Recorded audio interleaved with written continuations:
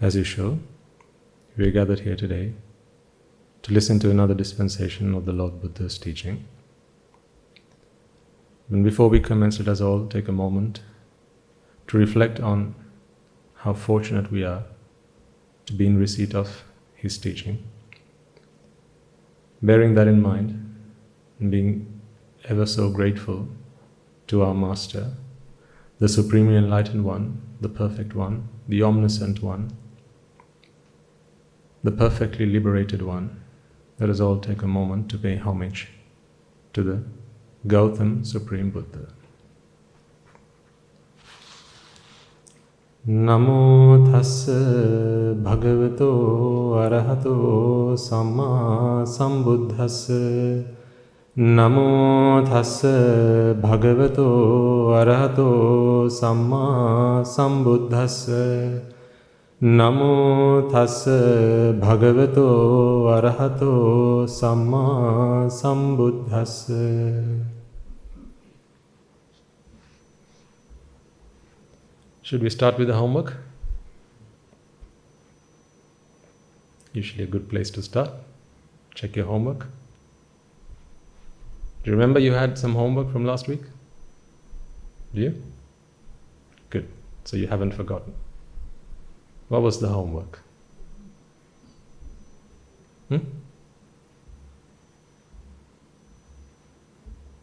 Yes, absolutely. We discussed how generally the people we are and the characteristics that we possess, the people who we turn out to be through the course of our lives are generally the attributes, the characteristics and the demeanor of the 5 people we associate the most with. Because we are influenced by them. Because we are not there yet where we can no longer be influenced. An arahant is someone who cannot be influenced.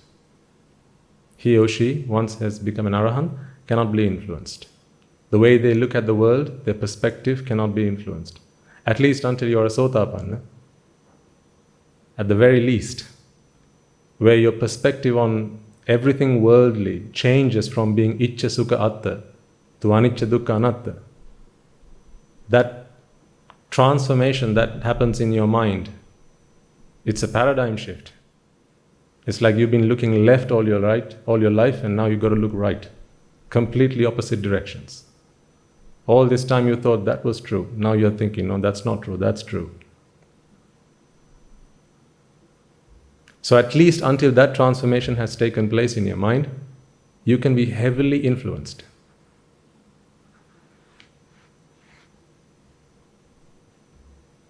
Doesn't take a lot. All it takes is one TV advert. Tell me if I'm wrong, if I am. All it takes is one person walking up to you and saying, you know that thing over there? That food? That flower? That person?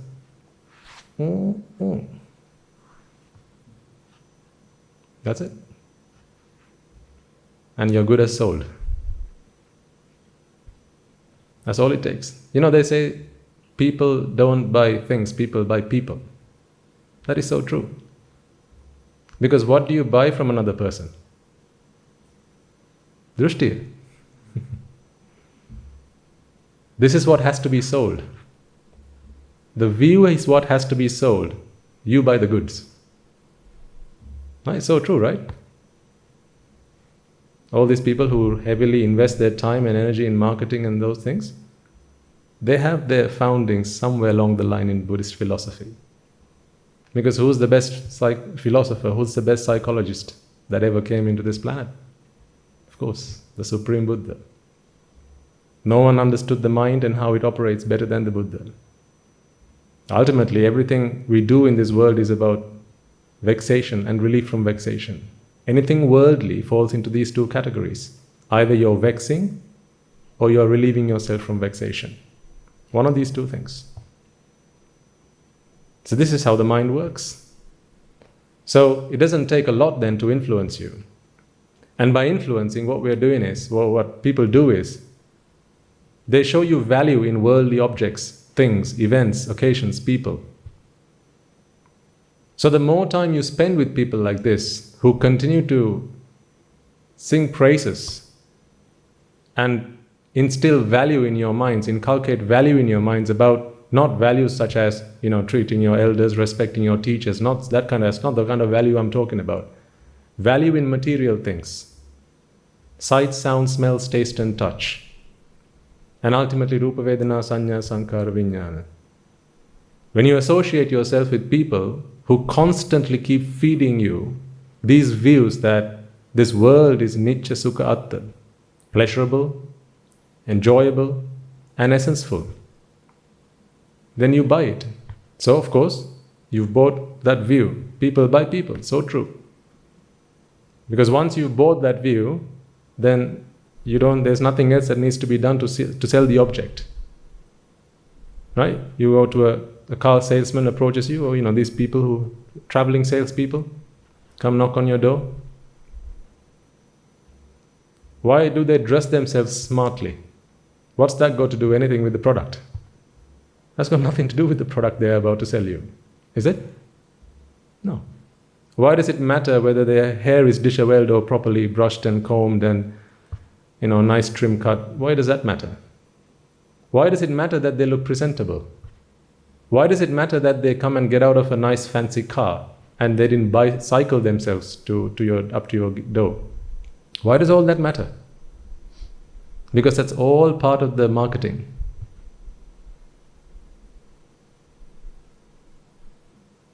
It's all part of the marketing. Because first you have to buy the person. And by the person, we don't mean the eyes, the ears, the nose, tongue and the body or the rest of the person. It's the drushti we're talking about. That's the view you have to be sold on. Once the view has been sold to you, then there's nothing more they need to do to actually sell you the actual thing they've come to sell you. You'll buy the product. You'll buy the service because you've bought the person, or in other words, the view that they have sold you. This is why a good salesman is someone who can talk to you. Actually, who's the best salesman? The Supreme Buddha. There's never been a better salesman. The Supreme Buddha was the best salesman.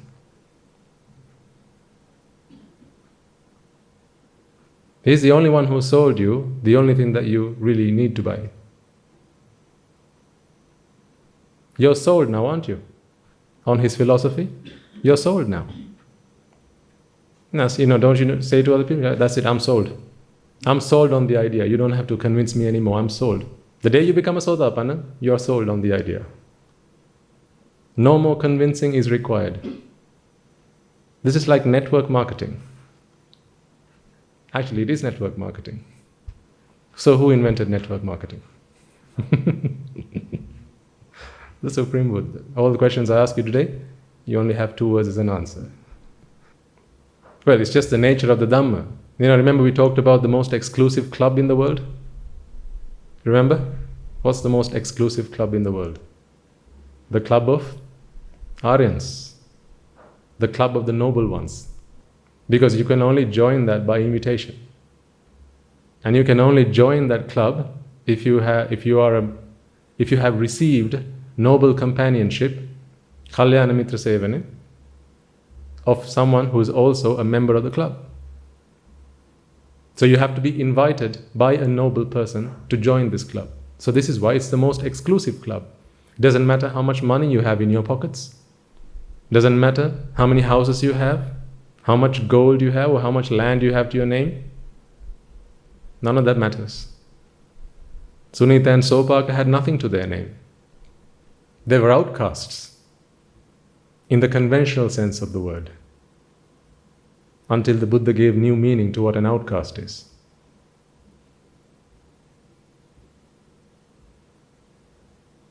So network marketing.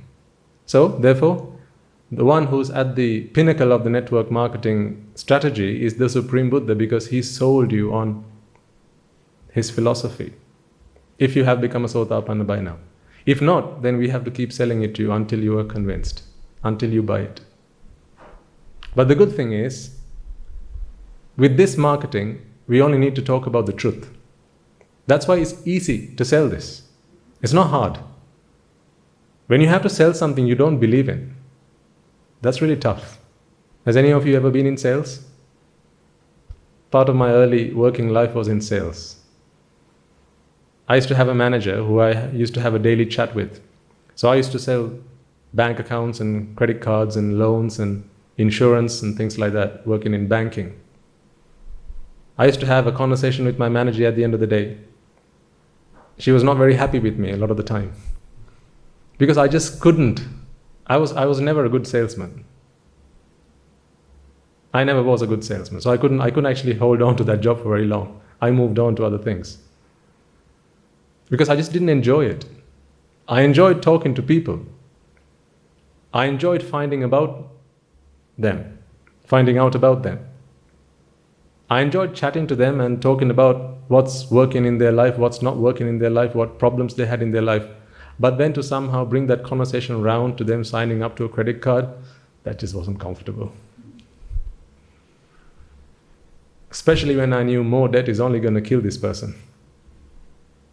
Especially when I knew taking out this new fancy loan that sounds so juicy on the outside, but is a time bomb on the inside. I just couldn't bring myself up to doing it. So I was never a good salesman. Until, the reason I wasn't a good salesman was because I didn't believe in the product I was selling. Now I think I'm okay. Now I enjoy sales. I enjoy being a salesman. Have you ever heard a monk say that? I enjoy being a salesman because I believe in the product I'm selling you, ladies and gentlemen. I have complete faith in this product. Because I'm not selling you a shampoo that helps your hair grow, because I couldn't believe in that product, could I? You can see I don't use it myself.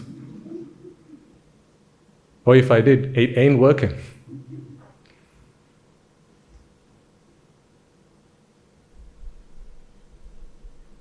But of course, that's not what I'm talking about. I'm talking about the Dhamma.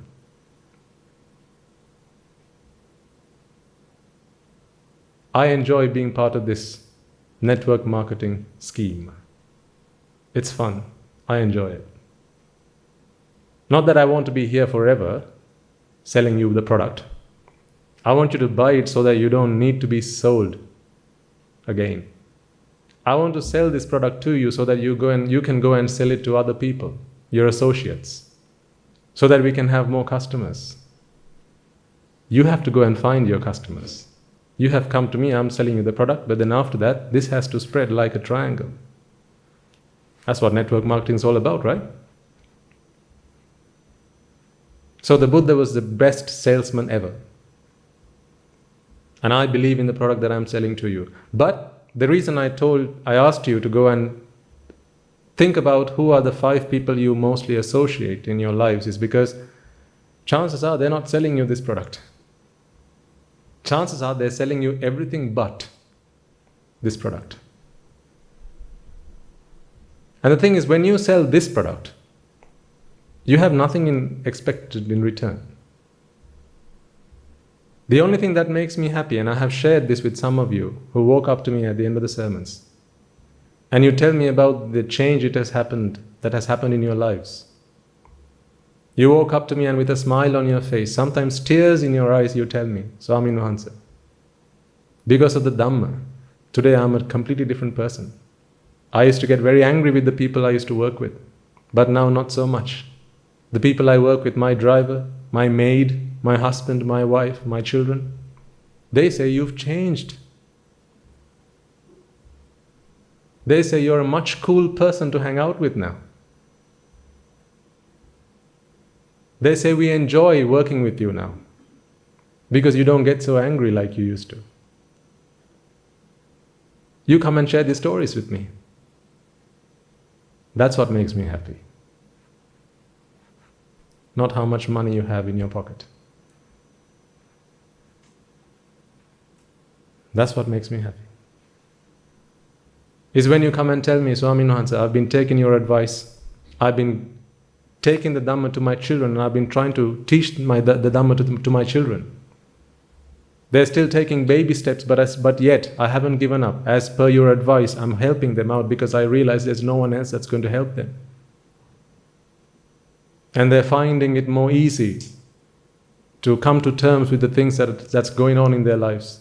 All the turmoil, all the turbulence that's happening on the outside, but they're finding ways to remain unflustered. You come and share these stories with me. That's what makes me happy.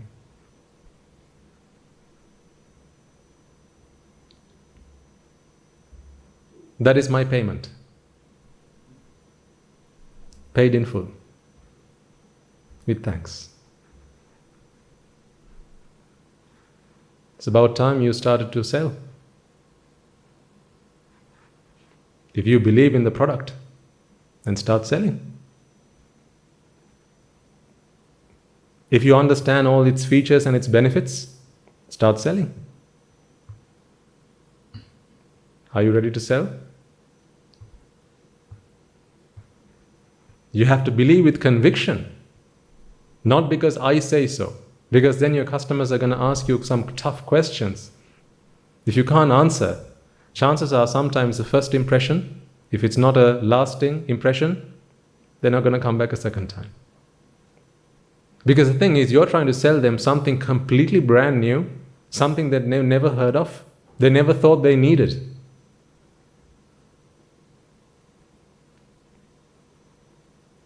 So tell me then, did you all do your homework?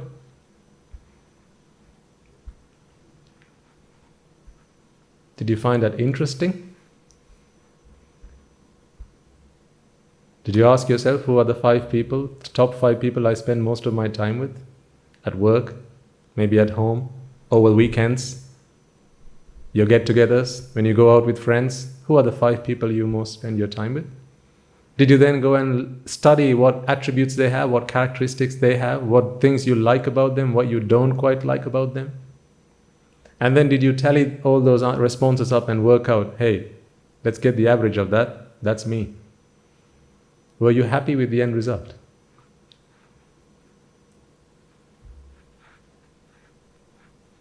Because that is you.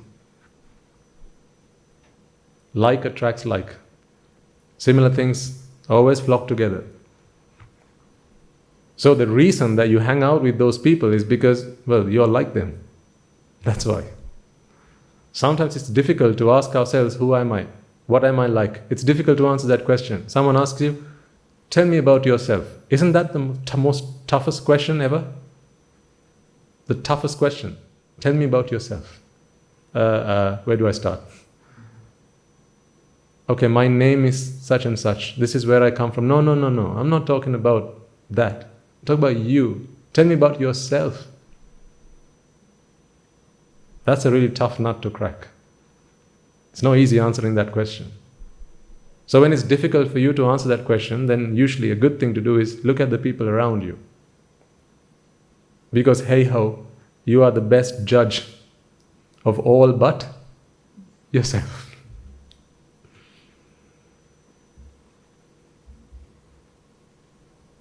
Don't you think you're qualified to be in the Supreme Courts?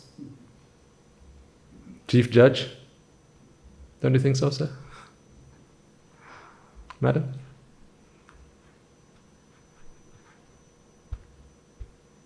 Because we always have an opinion, don't we? This person's good, that person's bad. So you've got all the qualifications that is required to make judgment. Well, that is why you so easily pass judgment.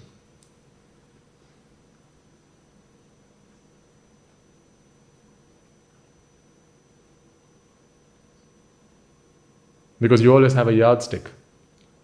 You always have a reference point. And that reference point is what? Again, yourself.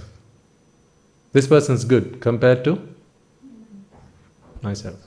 This one's bad compared to my beliefs, my views, my opinions, and what I think is right and wrong. So anyway, coming back to why I asked you that to do that bit of homework is to help you to figure out, are you hanging out with the right people? You know, we really must take from time to time stock of who we hang out with. Remember, the Buddha gave a lot of weight to the kind of people you associate. Satpurusha Sevana, he said, Ananda, this entire Shasana rests on Satpurusha Sevana, associating noble, moral people. So when you think about Shasana, I'm not just talking about the Mahasangha. When you live a lay life, where you get to associate with all types of people, all types of beliefs and views and goals and things like that, at least when you're in this group, we all have a single aim, single target, single goal. But when you're out there, it's multifarious. People want different things, different goals. They are all from different walks of life. Different things make people happy. Whatever makes someone happy is what they expect from you. And when everyone makes, if it's something else that makes everybody happy, they're going to expect different things from you. And the more they expect different things from you, to keep them happy, you're going to constantly keep changing yourself. You're going to constantly keep evolving yourself to make your friends happy, to make the people you associate happy. Just think about it. Ever since you got married, did you not change? When the first thing the person that got married to you said before you got married is, I love you and you're perfect just the way you are. Complete bull. What a load of you fill in the rest. I love you, darling, just the way you are. What nonsense.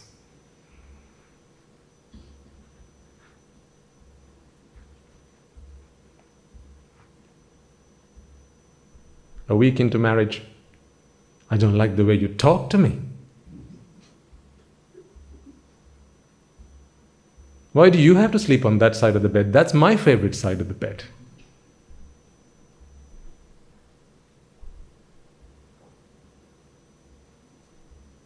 Just ask yourself, how many things have changed in your lives ever since that magical moment happened in your lives? That moment you waited all your life for? All your younger years, teenage years spent by, didn't it? Waiting for that magical moment to arrive in your life? The day you could tie the knot? That's what we were all fantasizing about. Just couldn't wait for that day. And then the day arrived. And then you changed. That day forward. Everything was different from then. You changed. Why did you have to change? Because you had to keep them happy. Keep them happy so that they can keep you happy. It's a give and take relationship. Well, relationships are all about give and take. You scratch my back, I scratch yours. The day you don't scratch my back, that's the day I kick your ass.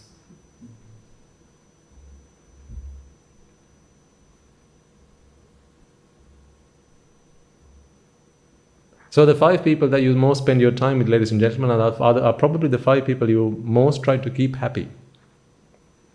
Therefore, to keep them happy, you're always going to have to tune yourself. Guru Hamdu says tuning. You're always going to have to fine-tune yourself. So you have to dress the way that your friends like, the people that you associate like. How many of you can spend the day at home in your pajamas, even if you wanted to? No, you can't. Because the people at home, that's not how they expect to see you walking around. When I was a young boy, when we first went to the UK, and I was quite boisterous and very arrogant. Not that I've changed much. I wanted to make a point about everything. We love to do that, don't we? Especially youngsters, they want to make a point. They want to show the world who they are. Show them who's boss. When I first went to the UK, I was quite precious about our customs and our culture, Sri Lankan style customs culture.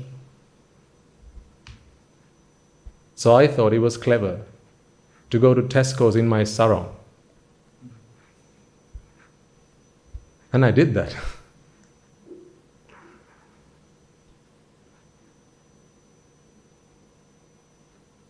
I didn't care what people thought about me. I didn't care that that was not the done thing. I just wanted to show that. Look, I'm arrogant and I'm proud to be. I'll do what I like.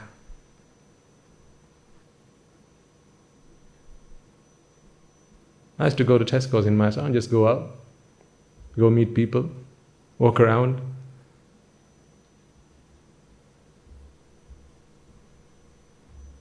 Until someone someday said, no, that's not right.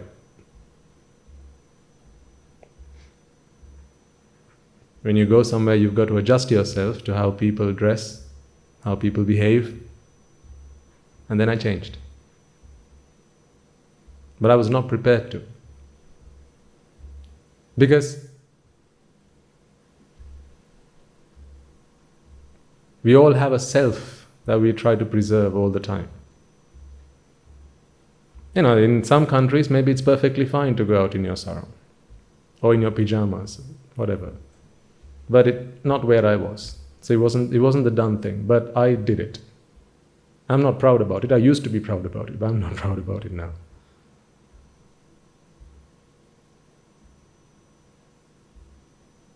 But it was the people that I associated who constantly kept feeding into my mind, no, if you think something's right, just do it. Doesn't care what other people think, just do it. Just do what you think is right. But there are consequences.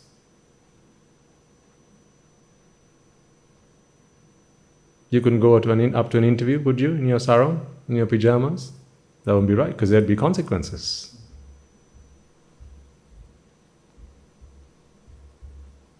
So, if you've taken the time then over the course of the last week to go through your associations, to go through the relationships you have and kind of make a list of the 5 people you most spend your time with, what I ask you to do now is to ask yourself, are you associating the right kind of person? Are you happy about the people you associate with? Sometimes you can't change it. If it's family, there's little you can do to change. You're stuck with them. Until they go or until you go. But if it's not family, sometimes extended family, maybe you can influence a little bit. You know, there are some members of the extended families who, when they get together, they're always talking about something that is not beneficial for either party. Either complete nonsense or just backbiting somebody, telling tales about someone else, ridiculing somebody else, with what benefit for either party? None whatsoever. Then change that.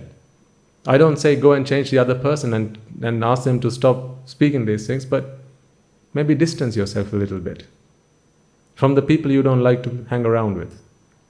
But when you say, I don't like to hang around with that person, it shouldn't be because they always shout at me, they always find fault with me. No, that's exactly the kind of person you ought to hang out with. Someone who always finds fault with you. Wow. That's a gold mine. They're a keeper. Sometimes when I get to speak to Anagarikas, from time to time they say, Swami Mahansa, that gentleman, this young gentleman, he's always finding fault with me. I say, great. We must celebrate. Let's spread the news. Make sure you spend as much time as you can with that person. I say, but why? I thought you were going to go and ask him to come around and give him a piece of your mind. No. Because if you found someone who always finds fault with you, then how great. How great that is. What's the hardest thing to do? Finding fault with? Who self? Yourself. So if someone's doing that on your behalf, you should be willing to pay for it. If I were to propose to you, would you hire someone to find fault with you? But back in the day of the kings, they used to hire people to praise the king, to sing praises and songs and poems and things like that to praise the royals. So they used to hire people to do that. But you know what you ought to do? Hire people to blame you, find fault with you, shout at you, annoy you, irritate you. Ugh. Just the thought of it makes your tummy royal, doesn't it? But no, that is the truth. Because the more people find faults with you, ladies and gentlemen, that's a fantastic opportunity to change.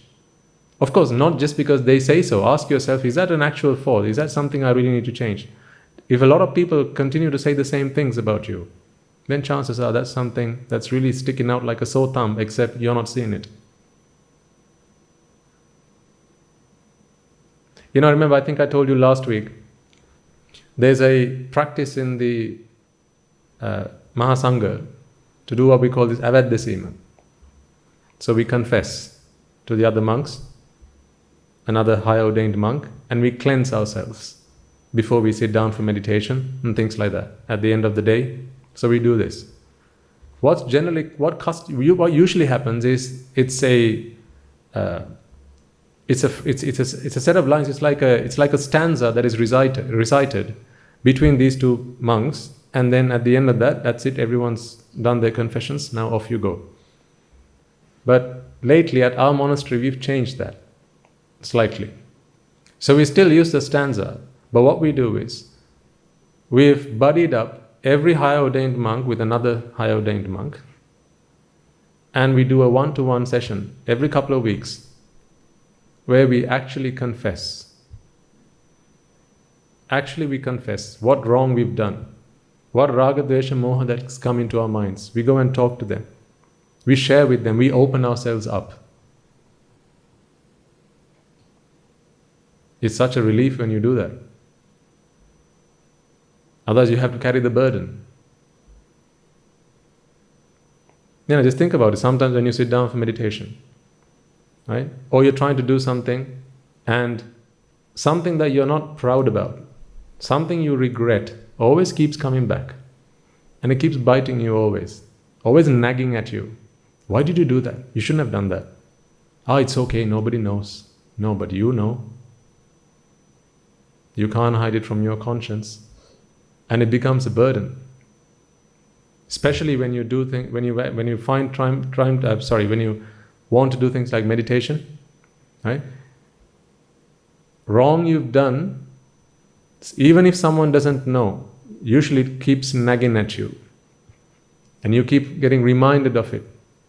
So it's difficult to concentrate on the karmasthana that you want to. The best medicine for that is confession. I know it because I've tried it. The best medicine for that is confession. Of course, you have to find someone you can trust and then confess.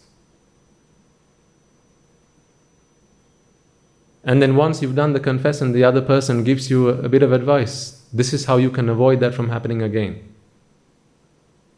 I don't know how much you can do this in your lay lives, but anytime you come to the monastery, sit down with a monk.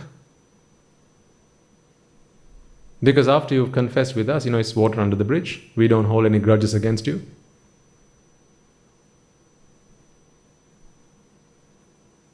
But I'd like you to take up on that offer. Don't always ask for a particular monk. Don't say, can I speak to Guru Hamduru? I want to confess. He'll have nothing else to do all day if everyone comes asking for Guru Hamduru. But there are, senior monks at the monastery. If there's something that's really worrying you, something that's really troubling you, keeping you up at night, because you've done something wrong that you just want to get off your chest, it's an offer. Confess. Get some advice. And then once you've confessed it, your mind is clear. Then you can practice. Otherwise, it will keep worrying you, it will keep burdening you from time to time to time. And it's going to be really difficult to make progress from that point forward. This is a mechanism the Buddha introduced to the Sangha Shasana. If it wasn't necessary, he wouldn't have introduced it, would he? If it wasn't necessary, he wouldn't have talked about it. But he did, because it's important that we do that. So, the 5 people you associate, if you're not proud about the people you hang out with, then change. If you're not proud about the people you sit most of the time with at school, chat to, the friends that you play with, change. You don't have to walk up to them and say, hey, you know what, I'm not going to talk to you anymore because I don't like you. No, you don't need to do that. Just keep them at arm's length. Just distance those close relationships slowly. Find a good person to associate. Find someone who always, like I said, finds fault with you, doesn't let you lax. Someone who always keeps encouraging you. Have you been listening to sermons lately? No, why not? Someone who asks you tough questions. These are the people you should hang out with.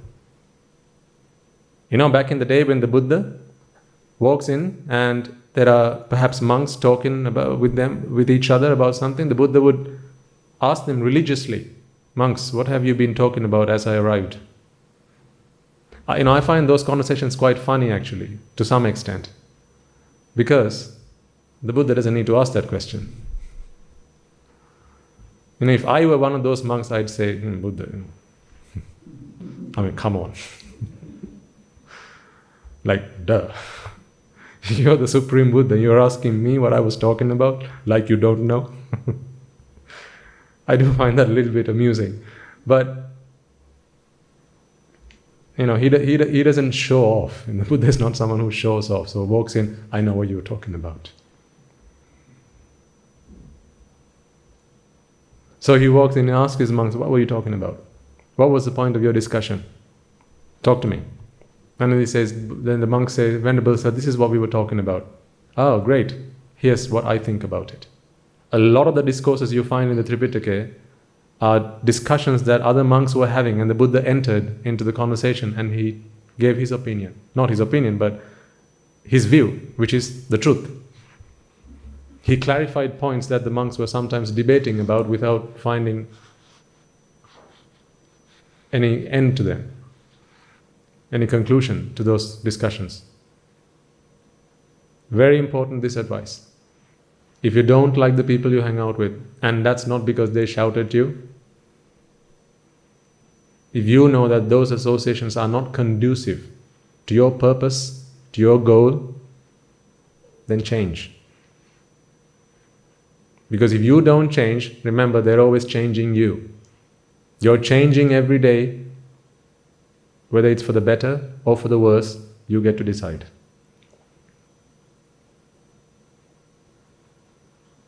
And you do know that most of our lives in samsara we have spent where? Where? In heaven, yeah? Which heaven?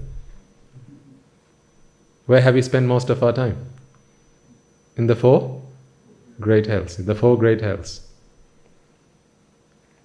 The way I see the Asatpurusha? I see them like the police who have been sent from the great hells by the Yamarajyo, by the King Yama who rules over the hells.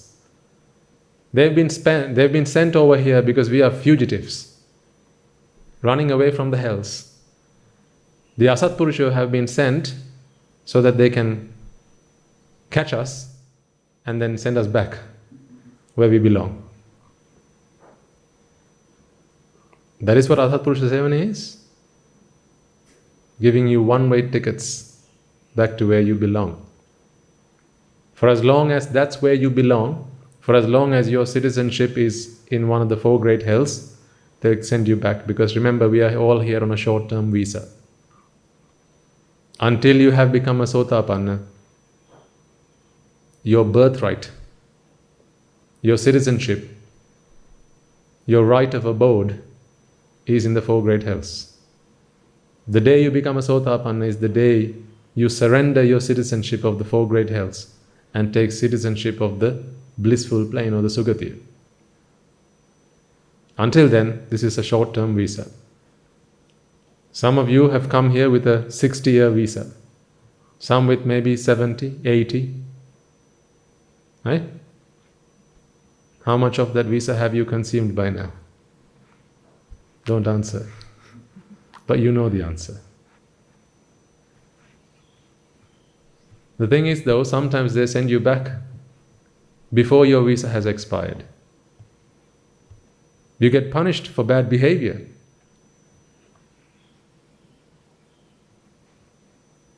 Yeah, much the same like if you travel to a foreign country and for bad behavior, sometimes the retribution for that is to be sent back to where you came from. They put you back on a flight and the next day you left the country, you've been deported. So they do that here as well. In the blissful plane, we are all here on a visa. For bad behavior, sometimes you get sent back on the next flight. And you can't say, nah, I can't go, please give me another chance. Because Mara is always out there watching you, every step, every move you take, he's always there watching you.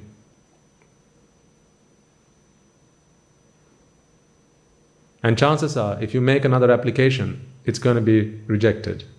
Why? Because they have a record of your conduct. When you apply for a visa, don't they ask you? Give us your criminal records.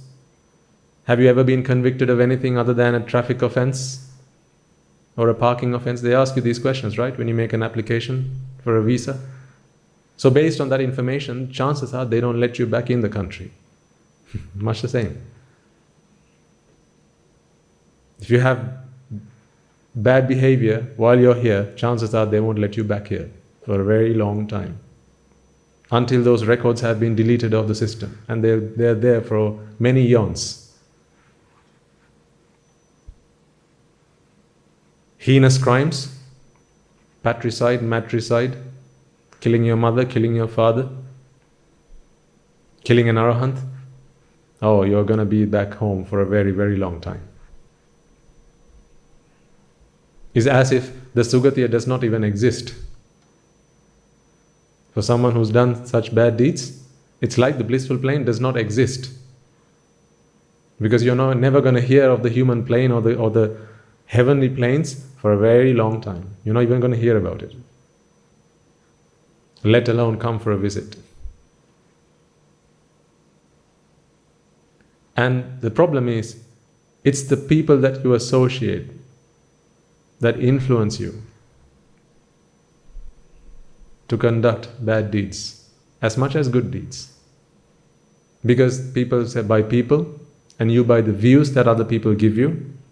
So if someone entices you to do something bad, conduct an unmeritorious deed, if you fall for that trap, then you've just bitten the bullet.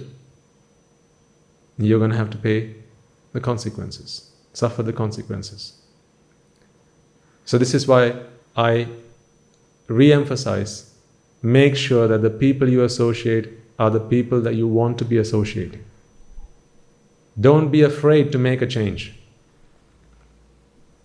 Remember, at the end of this lifetime, you're going to have to make a change anyway. Right? What's the longest you can be with someone you like to be? It's until your last, it's death. Until you've kicked your last bucket. After that, you're going to have to, the cards are going to be reshuffled anyway.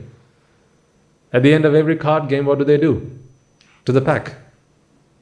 It gets reshuffled. So at the end of this game, your cards are going to get reshuffled. Then you don't know what hand's going to be dealt. You just got to take whatever is given to you. So why wait until then when what determines where you're going to go 99% of the time is the people that you hang out with right now. So make a change. I think that's a really important thing to do. At least every 6 months, get out a bit of paper, write down the people you spend most of your time with. If you're not happy about it, change it. It may not happen overnight, but at least get on track to change it. If you're always hanging out with someone who's so abusive, always talking about other people's faults, that's no good to you. Hang out with people who always talk about your faults. Really good.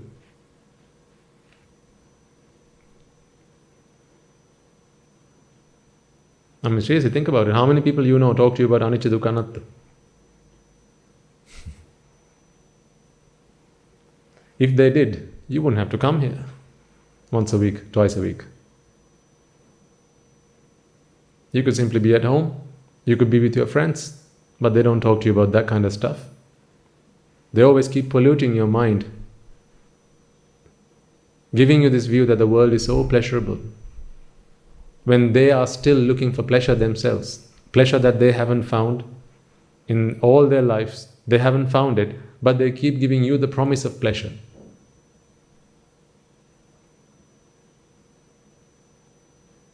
They haven't found it. How are you going to find it?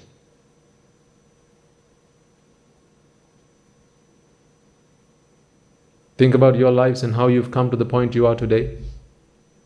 None of us, when we came into this world, had this grand view of what we wanted to achieve in this world. All we wanted to do was be happy. That was the only thing we all wanted. In common, to be happy. We didn't know how to be happy, did we? No, none of us knew how to be happy. We learned how to be happy from the people that we associated. The reason you're all dressed differently today, the reason you're all wearing your hair differently today, the reason you're all wearing a different kind of watch, is because of the people you associated. The people you associated gave you different views. This is how you have to dress. This is how you have to wear your hair. This is the profession you need to get to. This is the kind of watch that looks really nice on your wrist. It was all influenced. Why do some of you like jewelry, others don't? Influenced. Why do you have a favorite color? Influenced.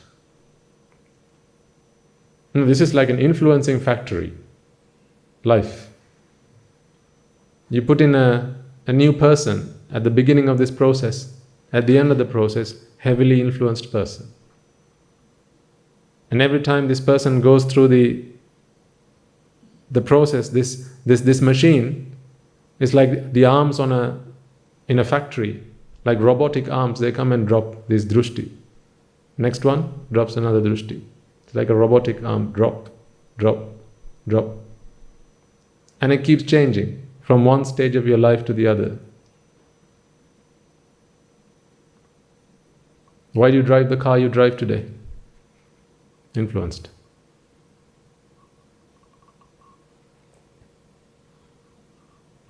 Where did you last go on holiday? And why? Influenced. How many children do you have? Influenced. Why did you give them those names? Influenced. Tell me one thing you did that wasn't influenced by somebody else. One thing. Why did you come into the human world? Influenced. Why? Because you did a karma that gave you birth in the human world. Why did you do that karma? Because of a view that you held on to. That view came from someone. Influenced. It's like every breath you take because you've been influenced. So how can you say you're independent? How can you say, I'm a free person, I'm a free man, I'm a free woman, I do what I like? No. You seriously think you do what you like? When was the last time you did what you liked?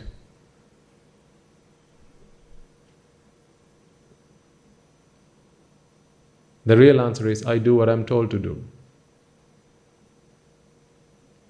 If 3 people tell you 3 different things, the one who you buy, whose view you buy, you're going to do what they said. So fast forward such influences 20 years, 30 years, 40 years, 50, 60, 70 years.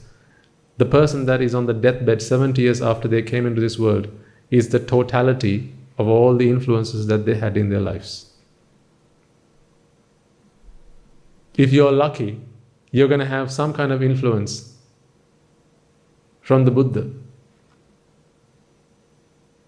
And then the journey you took in this direction is going to change in the opposite direction. But if that doesn't happen, you're simply going to have the same influence time and time and time and time again. Remember last week we talked about the purpose of life? Remember, what was the purpose of life? Doing the things that you need to do to stay alive. Doing the things that you need to do to stay alive. That is the purpose of life. What a pity. And only humans do that, right? Doing the things that they need to do to stay alive.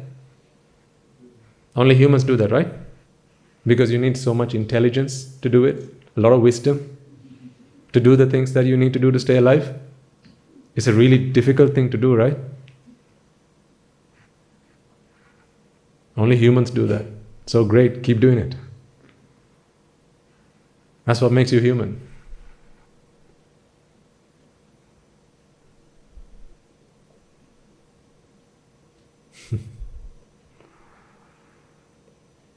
I know I'm being sarcastic.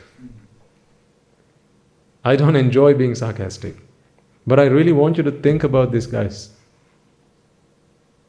I want you to want to change. Not for me, but for you. I want you to want to change. I don't want to change you. I want you to want to change. Because if you keep doing the same things you were doing all your life up until now, then you're not going to be any different 10 years, 15, 20 years from now, if you'll be alive in that time. You're going to be exactly the same person you are. Just more time will have passed by. That's all that will have happened. Same agenda, doing the same things, you'll be the same person you are. Unless you change track.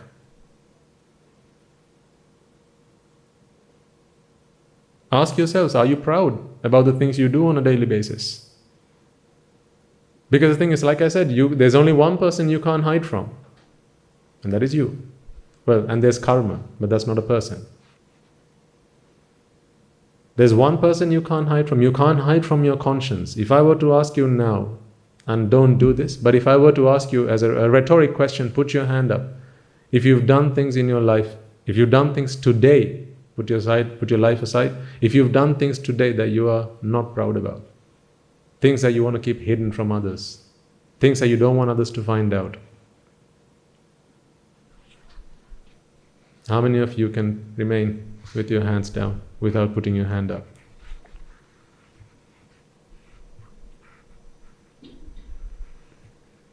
Why do we still have secrets?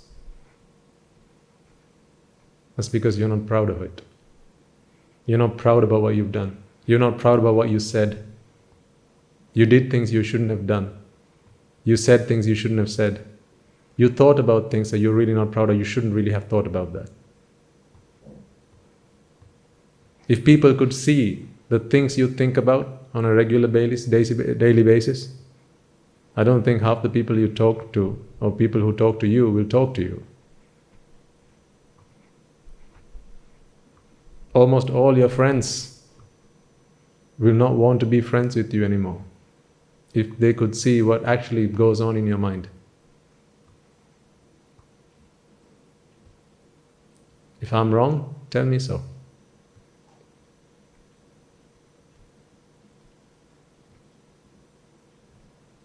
This is why I say we have to change. We have to be someone who can be read like an open book. Perfect and clean in our character. Clean in our conscience. And if I were to ask you to get a book out and write down every thought that comes into your mind, can you share that with your husband? Can you share that with your wife? Can you share that with your best friend? Can you share it with me? Can you share it with your parents? All the thoughts that come to your mind. Write it down. Because of course in there you're going to find raga, dvesha, moha. Until raga, dvesha, moha has been eradicated, they'll keep coming. Sometimes people feel so regretful about themselves. They spend all day thinking, what did I do? I shouldn't have done this, I shouldn't have done that. Of course, that's what I was talking about Right? Are we proud about the things we did? But this is not so that we can just keep thinking like that. Let the wounds fester. That's not the purpose of our discussion there. It's to reminisce some of those feelings that we are not proud about, some of the thoughts we are not proud about, and then do something about it. It's like Marananusmati. What's the point of saying we are going to die, we're going to die, going to die, going to die, going to die, going to die, going to die? That's no good. But if you're going to die, then let's do something about it so we don't die again. Right? So this is absolutely good, because now at least we are acknowledging the fact that there are these thoughts that come into my mind, these defilements which I'm not proud about. Think about who you used to be. Can anyone here tell me that when you got angry back then, the old person you used to be, were you not proud about the fact that you got angry? I'm angry and I'm proud about it. I'm going to show them who's boss. I'm going to sort them out. This is how we used to think. We were proud that we were angry. Can you believe that? In other words, I was proud that I had my citizenship in the hells. Where are you from? I put my card out. I'm from Avitya. You want to check my credentials?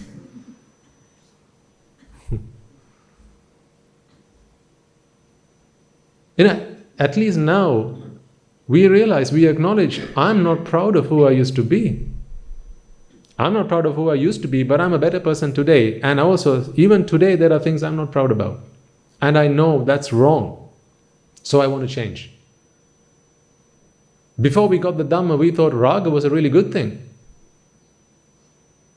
We thought love was a really good thing. Did you not? Love in any way, shape or form. Parents loving children. Children loving parents. Even to that detail, we thought was a good thing. Love is not a good thing. Love is attachment. All kinds of attachment bring suffering. But people out there, they're not prepared to listen to me say this. To say love between parents and children is not a good thing. They'd shoot me. They'd burn me on the cross. Love is attachment after all. But duty between children and parents, now that's essential. Fulfilling your duties, fulfilling your responsibilities. Because attachment always brings you suffering and doesn't bring you anything else. That's the sad part. Doesn't bring you anything else. All it brings you is suffering. So at least today we acknowledge, we realize, I'm not proud about the person I used to be, but I'm now a better person than I used to be. Ask yourselves, in your progress in the Dhamma, have you not changed by now? A long way from who you used to be?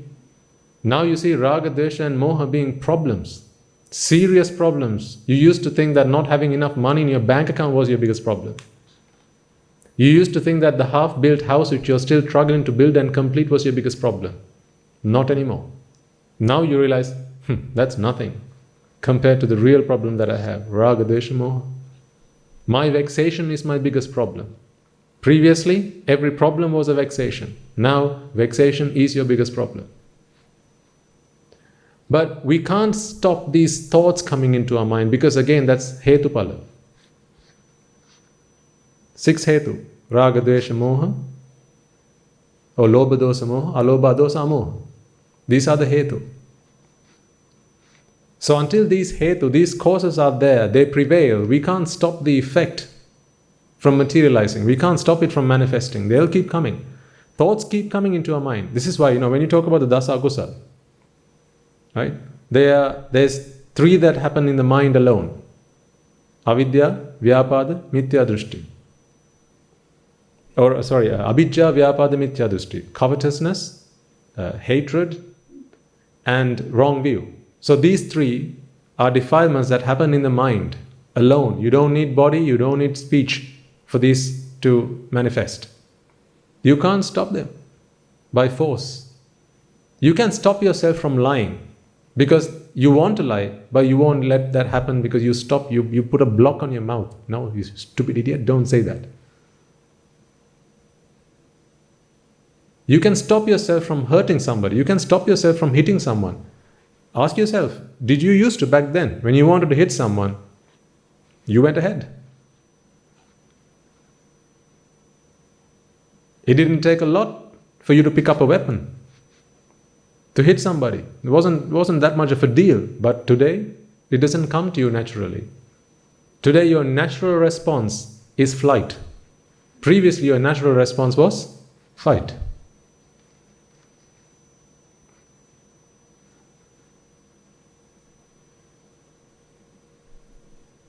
So you have changed.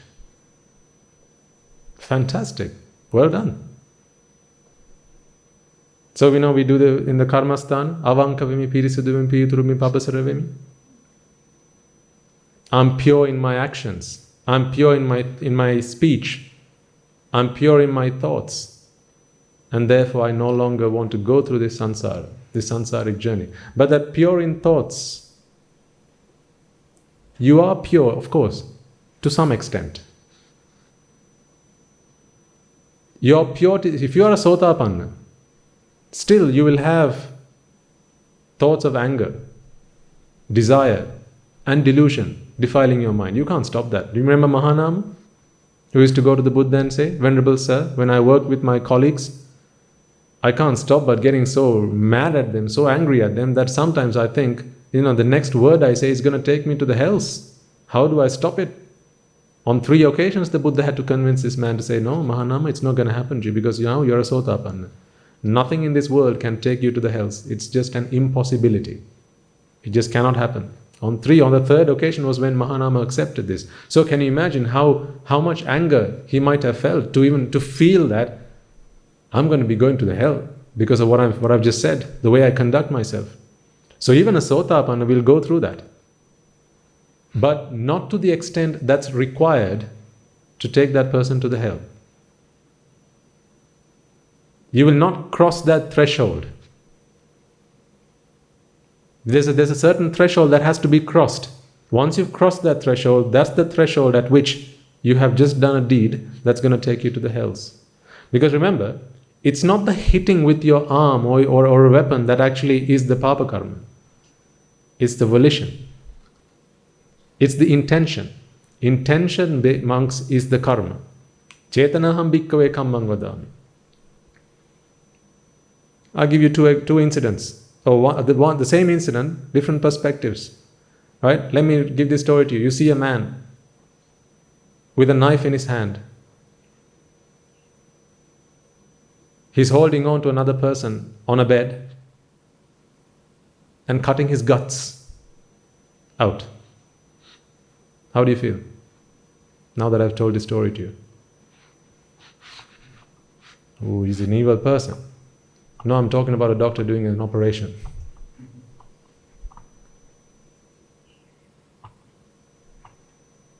Now he's all of a sudden a good person. What a nice thing to do. He's doing an operation on this person to cure him of some kind of ailment he has. But so you see, it's not the action, it's the intention.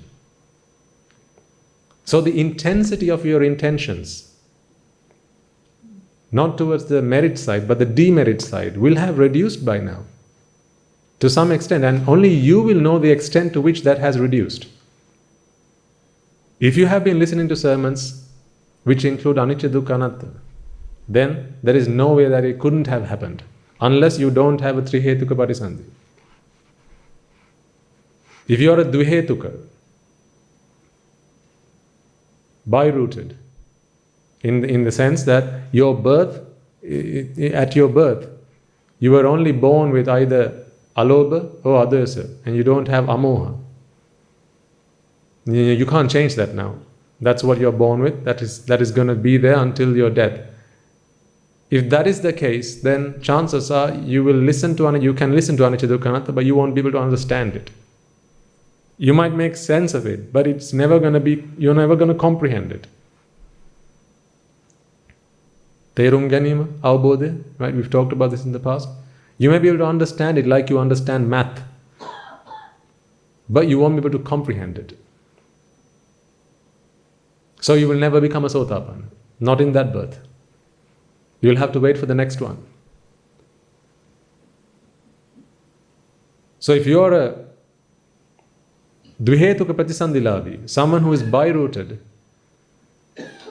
the only way that you can refrain from demeritorious deeds is not through the understanding of the Dhamma, or not through the comprehension of the Dhamma. You're going to have to do it deliberately.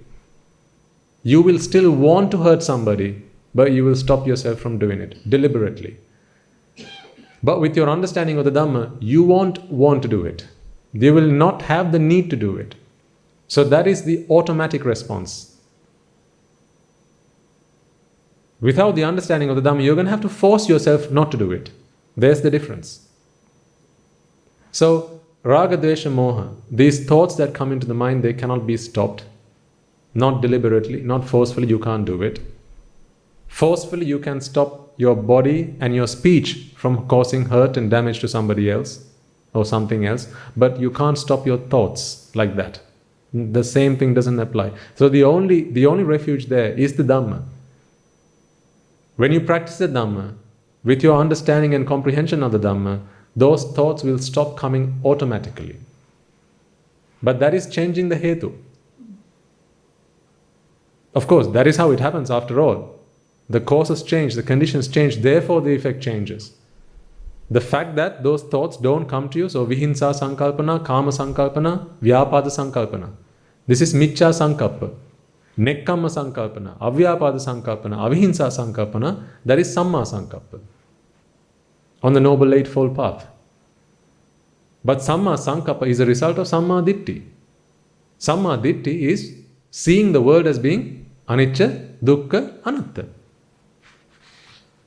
So it's only through your comprehension of anicca, dukkha, anatta will the kama sankalpana, vyapada sankalpana, vihinsa sankalpana, will they stop coming. There's no other way. You can only suppress it for so long. After that, it's going to come back up again. It's going to resurface. Or the short-term treatment is think about something else. That's what Western medicine and psychologists they say, right? If you're angry, count to 10. I'm done counting to 10. Okay, count to 10 again. Or remove yourself from the situation. Go somewhere, hide yourself if you must. Watch TV or something. If you're feeling moody, what do they say? Do something else. Watch TV. Listen to the radio. Play an instrument. You're feeling really down, really somber, right? To change the mood, focus your attention on something else, something you like, something you enjoy. In other words, what you're focusing on right now is not bringing you pleasure. Therefore, change your attention to something that is pleasurable, something that can vex you and relieve you from vexation. Because right now you're only vexing, there's no pleasure coming from it because you don't like the rupa vedana sanya sankara vijnana you're getting from this. That is the Buddhist analysis of what psychologists say you ought to do. That don't work. Doesn't work. It's a very temporary fix. Because again, you're treating the symptom, not the cause. Treat the cause, you don't have to worry about the symptoms. This is why when you contemplate on anicca, dukkha, anatta, now there is nothing in this world that is worth holding on to. Why does someone feel anger, frustrated? Right? What is disappointment? Disappointment, if you define disappointment, in Buddhist terms, it would be, I expect such and such rupa vedana sanya sankara vijnana. I'm not getting it. Now my expectation has been destroyed. That is what disappointment is. From the other perspective, from a worldly perspective, what is disappointment? People don't giving you what you like. So fix that guy. Beat him up. Compassion is different if you see compassion as being noble compassion. Maitreya and Ari Maitreya. Because on the range of feelings, right, of how you conduct yourself with other people and other things, you have metta, karuna, mudita, upeksha. If you go further left, you have love. If you go further right, there's anger. This is the spectrum within which the Buddha says you have to conduct yourself. Metta, karuna, mudita, upeksha. Don't go left and don't go right. Because then you have strayed outside of the noble remit of how you have to have relationships with other people, other things, and so on. But only a noble person can do that. Arya Metta, Arya Karuna, Arya Mudita, Arya Upeksha. Because for that you have to have understanding of Anicca Dukkha Anatta. I mean, think about, did we all not do some kind of Maitri Bhavana before we got an understanding of Anicca Dukkha Anatta? What did we think about? There are people in this world, there are beings in this world, they should all be happy like me. They should all be happy. They should all live happily ever after, absolutely. That's how all stories end, right? The king and queen lived happily ever after. So we have this view of what happiness is. Nice house, nice garden, loving husband, loving wife. That's what happiness is, right? This is what we spread in terms of metta. May all beings be free of illness. How can you be free of illness? If you're alive, you're going to be ill. That's part of the package. May all beings be free of disease, decay. How can that happen? Now, if you are contemplating and spreading metta or compassion in the noble sense, you begin with sansara daheng miditta first. You got to get out of samsara first. You have to get on the track to getting out of samsara first. Because the only way you can be free of illness, the only way you can be free of disease, the only way you can be free of decay and death is if you are free of birth. You can't be born and be happy at the same time. You've got to pick one or the other. But without that understanding, what we wanted to do was let everyone live happily ever after. How can you live happily ever after? You can only happily ever after if you stop living. You can't live and then be happily ever after. No, they're mutually exclusive. Because at every moment you are alive, there's only one way you are flowing by default. That's to disease, to decay, defect, right? And death. That is the default flow of this being.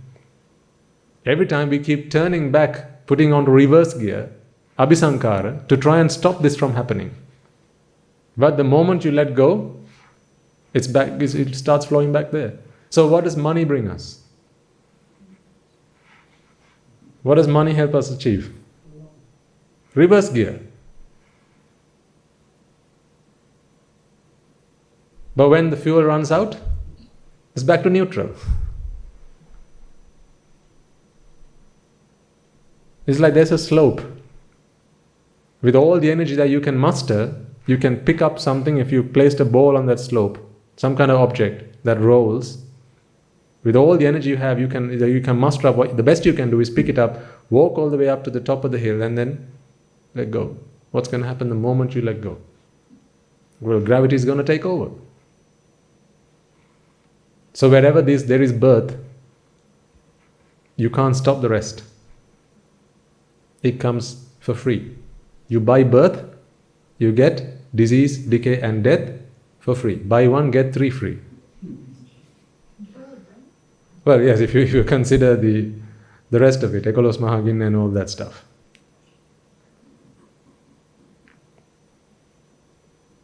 Even if you're an arahant, you still can't stop disease. You can't stop decay. You can't stop death. I mean, death is a welcome gift for an arahant. But disease and decay, they're not welcome gifts.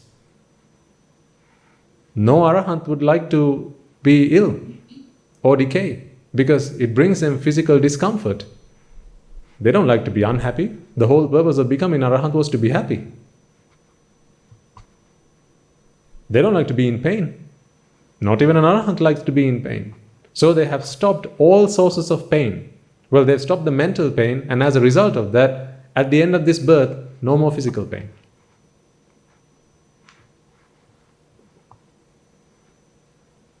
This is why I think last week and the week before, particularly now that we have some troubles in the country, when we did the Arya Maitri, I told you to think about not just our friends, but our foes. We don't have foes, but, conventionally, there are people who are here to hurt us, harm us. Are they also not destitute in samsara? Are they also not helpless in samsara? Because what do they think is the source to happiness? Relief from vexation. How are they different to you and I? Unless you have that understanding of the Dhamma, how are they any different? They have also been fed, brainwashed.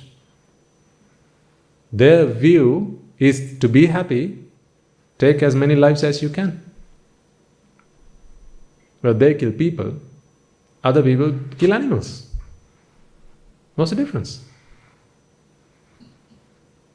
I'm not saying killing the people and killing animals, once, they're the same in those terms. Of course, one's a lot more demeritorious than the other, because you're taking valuable human life. But at the end of the day, all things considered, what they're doing is taking away someone's life because they think that is what brings me happiness. Why? Happiness lays out there in the outside world. Because if they think that, as a result of taking as many lives as I can, I'm going to be born in the heavens. If that is the view that they hold on to, of course they haven't understood anicca dukkha anatta.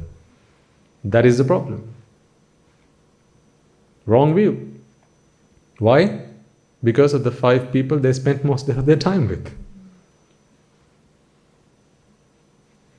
That's who brainwashed them. That's who influenced them. None of them came into this world. None of them came out of their mother's womb wanting to kill another person. I can't believe that. None of them wanted to do that. It was a wrong upbringing. They were sold on the wrong product.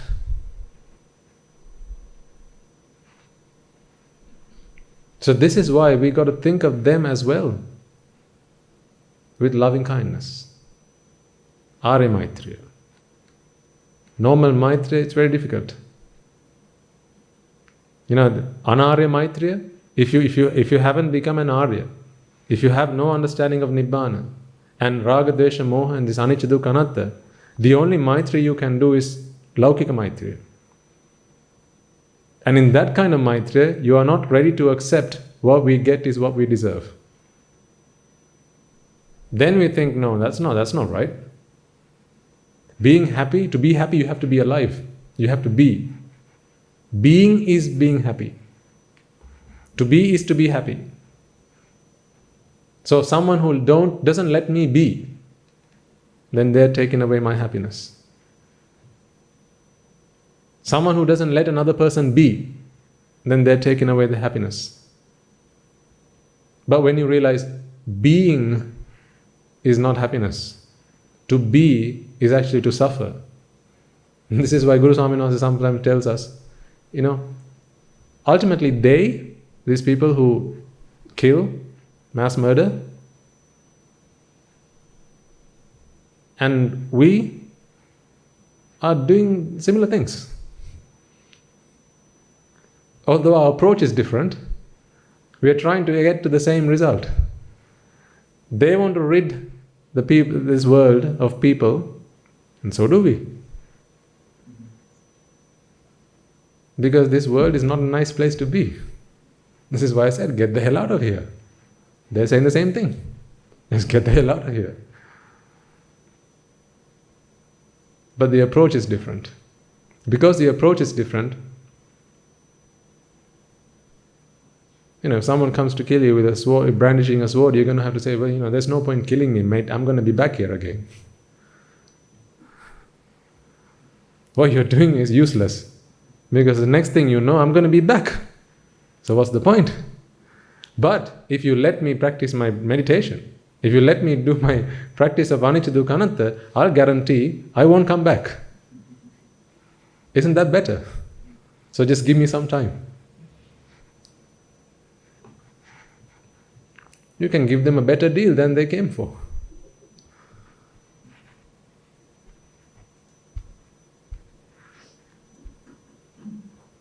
This is why, I think as I've said to you a long time ago, when you practice Arya Maitreya, and not the normal Maitreya, conventional Maitreya, if you practice Arya Maitreya, there's less of a chance that evil spirits will come after you. Because sometimes when you practice conventional Maitreya, you're wishing well on another person. You're wishing for another person to be wealthy, to be prosperous, to live happily. But there are other evil beings, evil spirits, who don't want for that to happen. They want the other person to suffer because that's their agenda. They don't like the other person. They despise the mere existence of the other person. But when you're practicing noble compassion, now they and you want the same thing. The evil spirit wants this person out. What do we want when we practice noble compassion? Out. So now they have, your agendas are the same. So now they're not going to come and attack you. Now you are safe. Because now we are both fighting for the same cause. Different battles, same cause.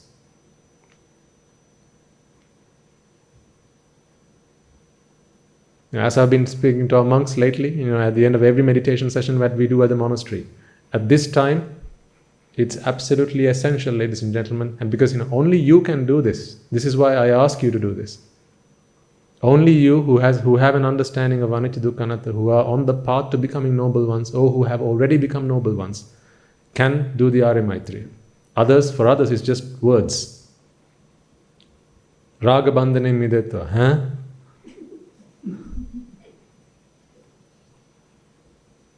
That makes no sense to someone who's not a noble person. Why? Raga is such a nice thing. Raga is so good. The more desire, the better. What is art all about? Literature. A lot of these things that people have invented for pleasure, right? It's all about raga. Dance, singing, art, drama, all this raga. Generally speaking, right? I have nothing against them. All I'm saying is, this is all forms of raga, igniting and adding fuel to the fire of raga within you.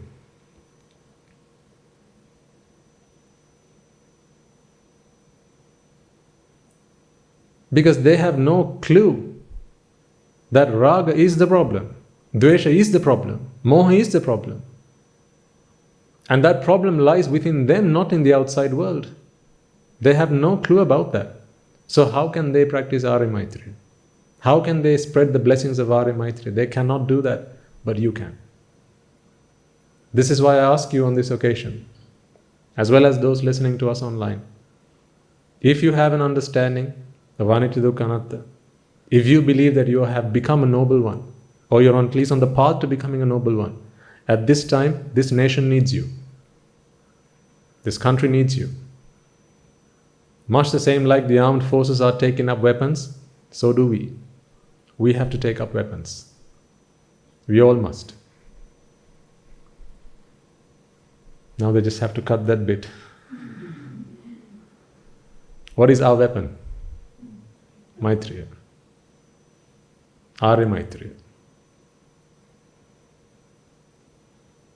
I want you all to spread the Arya Maitreya like it's going out of fashion.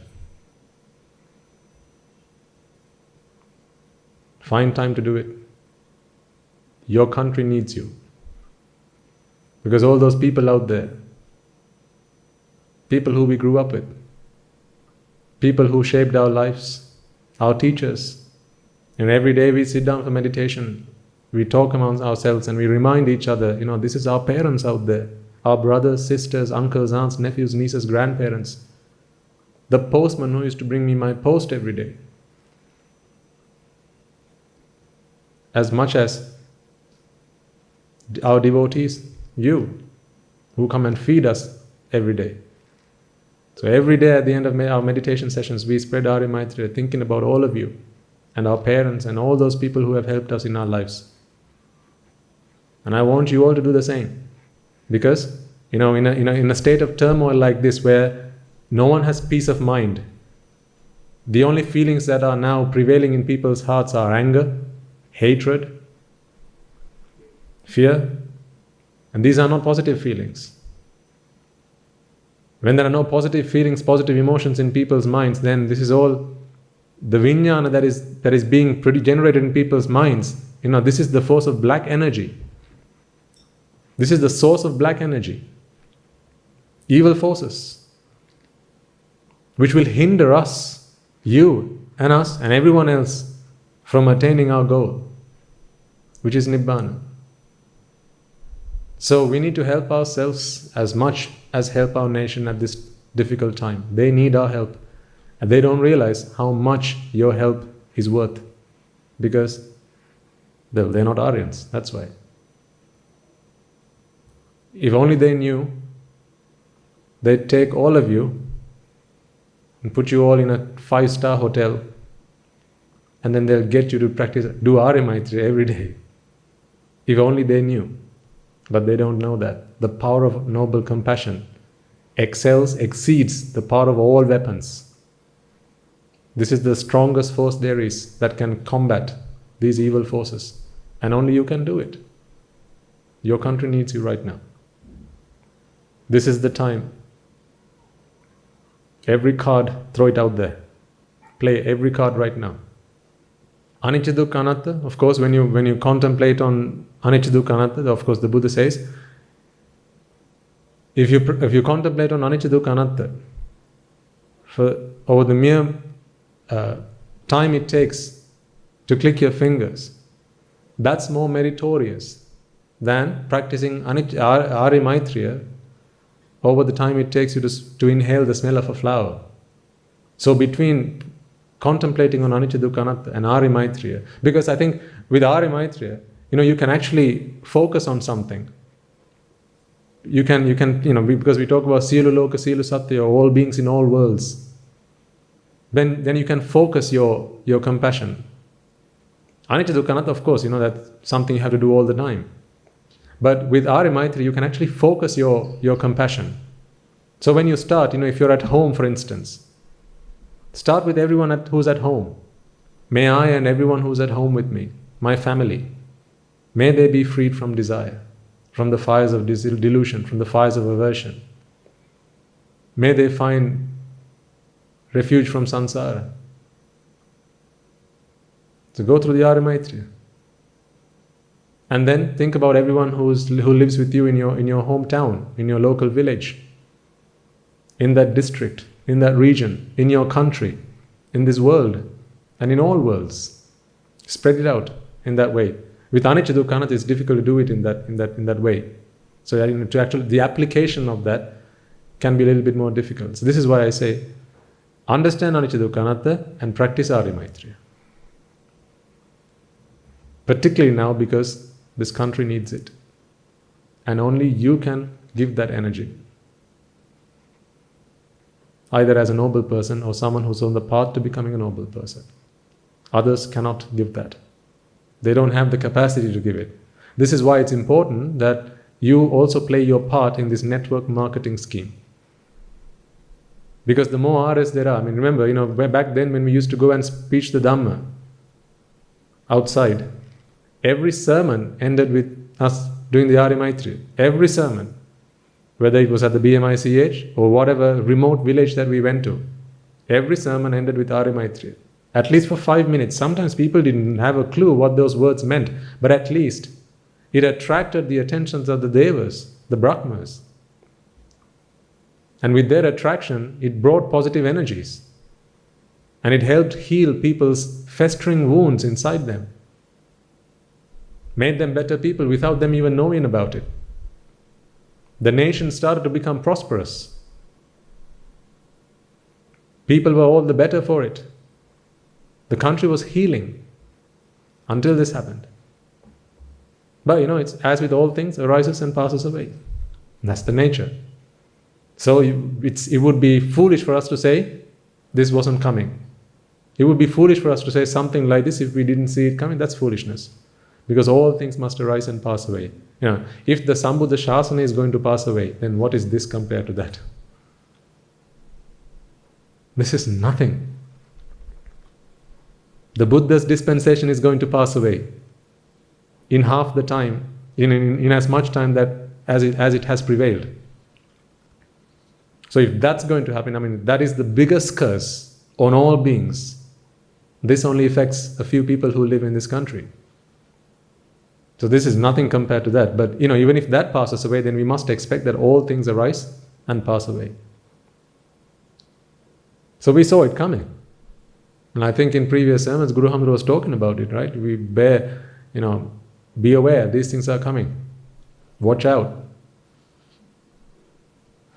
Because he sensed. And he said, the worst is yet to come. This is why I say we have a duty to play at this point in time. We all have. You all have. Do your part for your country. Pick up your weapons. And there's only one weapon. That is noble compassion. Spread it as much as you can. If you have a recording maybe at home, play it for 5 minutes. We don't need to think big. Think small. That's fine. Think small. Start with yourself. Start at home. Because every home were to do this, then the country would be healed. So we'll do it today as well. At the end of our sermon, we will do the Arya Maitri. And at the end of that, we will pray that may, through the power generated through this Arya Maitri, all those hearts out there who are suffering with regret, the loss and death and anger, hatred and fear, may they be healed, may they be placated and pacified. We need to do this at this point in time. So we'll leave that to the end of the sermon.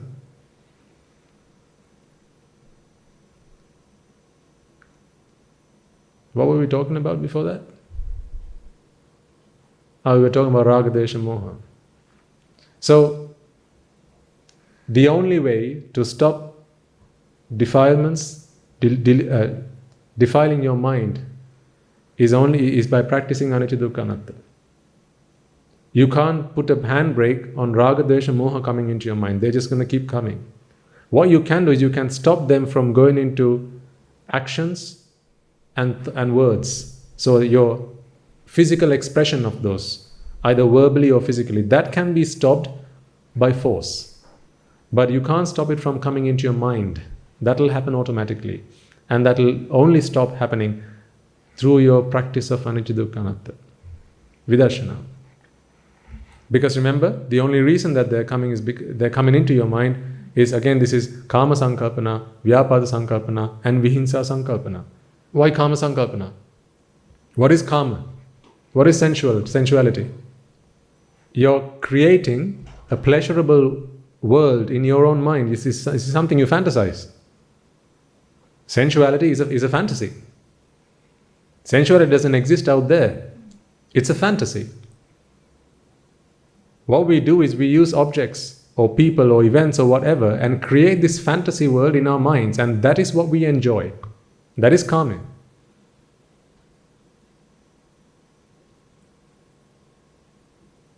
And the reason that the Buddha said that karma or this sensuality is dangerous is not because it's not demeritorious. In your mind, you're free to create this fantasy world and enjoy in it. That's not demeritorious. But the problem is, while you're in that world, time passes you by. Time in the real world passes by, and you're not fixing the problems in the real world. To offer you an analogy to that, it's much like, imagine you were burgled at home. So you're at home, you're being burgled. Someone jumps in through the window, you know it's a burglary. You've got CCTV and whatever, and you know that people have come in to your house. You can do one of two things.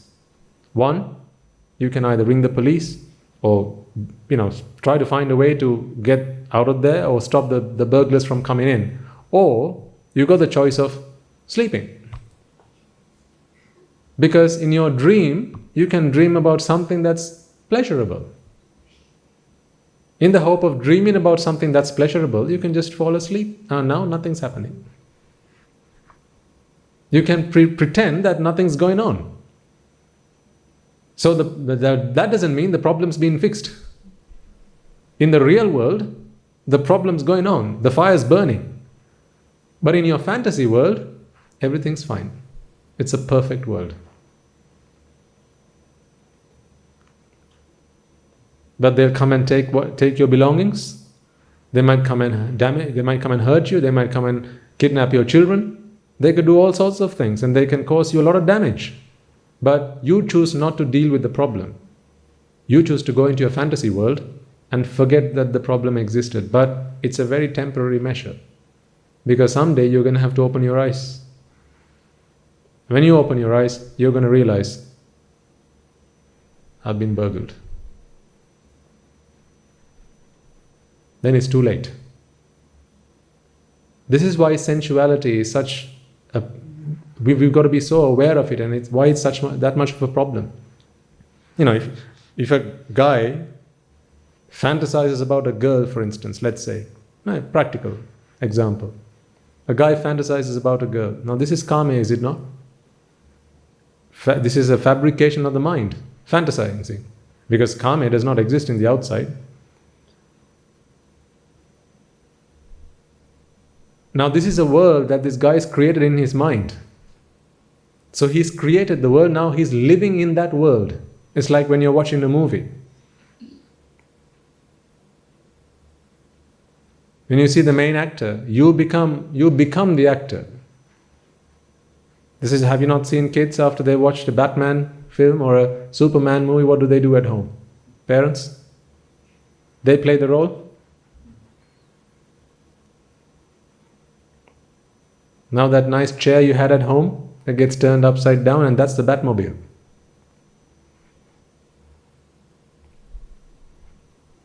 Luckily so far they haven't felt like just getting on the roof and trying to fly like Superman, yet.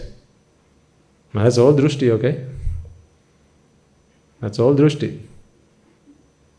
You can take their life if you're not careful. People have tried that. There are children who have tried Superman. They have tried Superman stunts.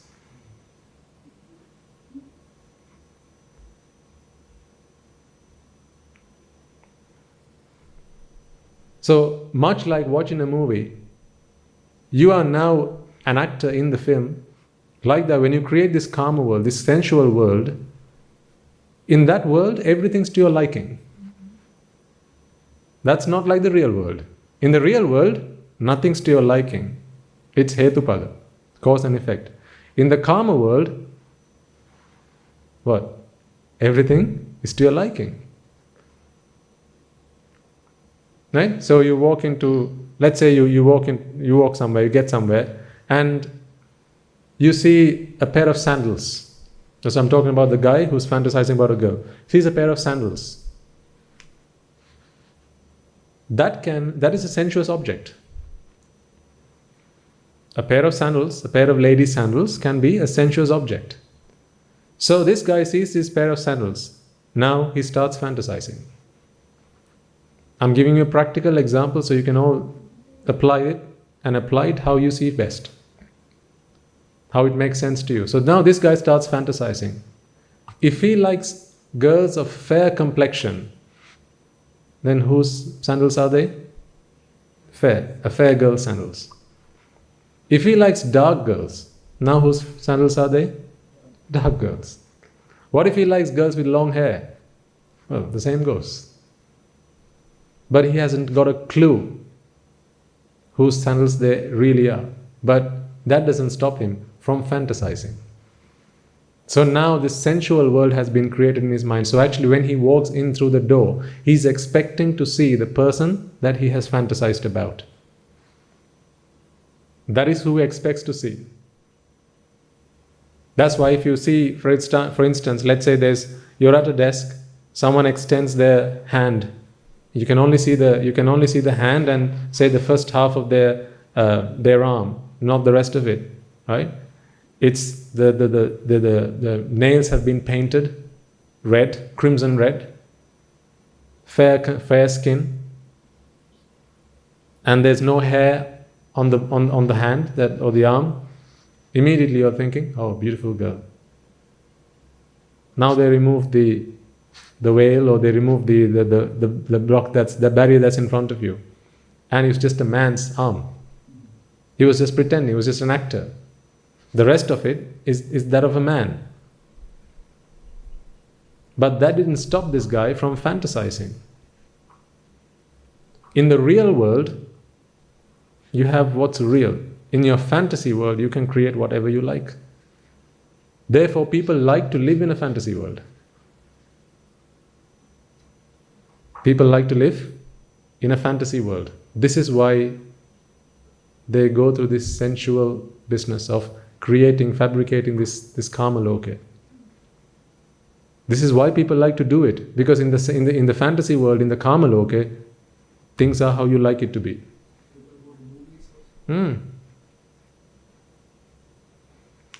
There, it's how you like it to be. But that's not how the real world is. Of course, there's still udavima, there's still arising and passing away. Right? So, of course, even in your fantasy world, a rise and passing away of the mind still happens. So this is why the karma world, you have to keep fabricating, you have to keep doing abhisankara and creating it. So the moment you come back to the real world, you have to go back. If you want to go back to the fantasy world, you have to create it by you doing abhisankara. That's only an imagination. But people like to do it because there, it's to your liking. Not the fact that arising and passing away doesn't happen, but the outside world objects are to your liking in that world. And you can create whatever you like in your fantasy world. Whatever age you like the girl to be, she's going to be that age in the fantasy world.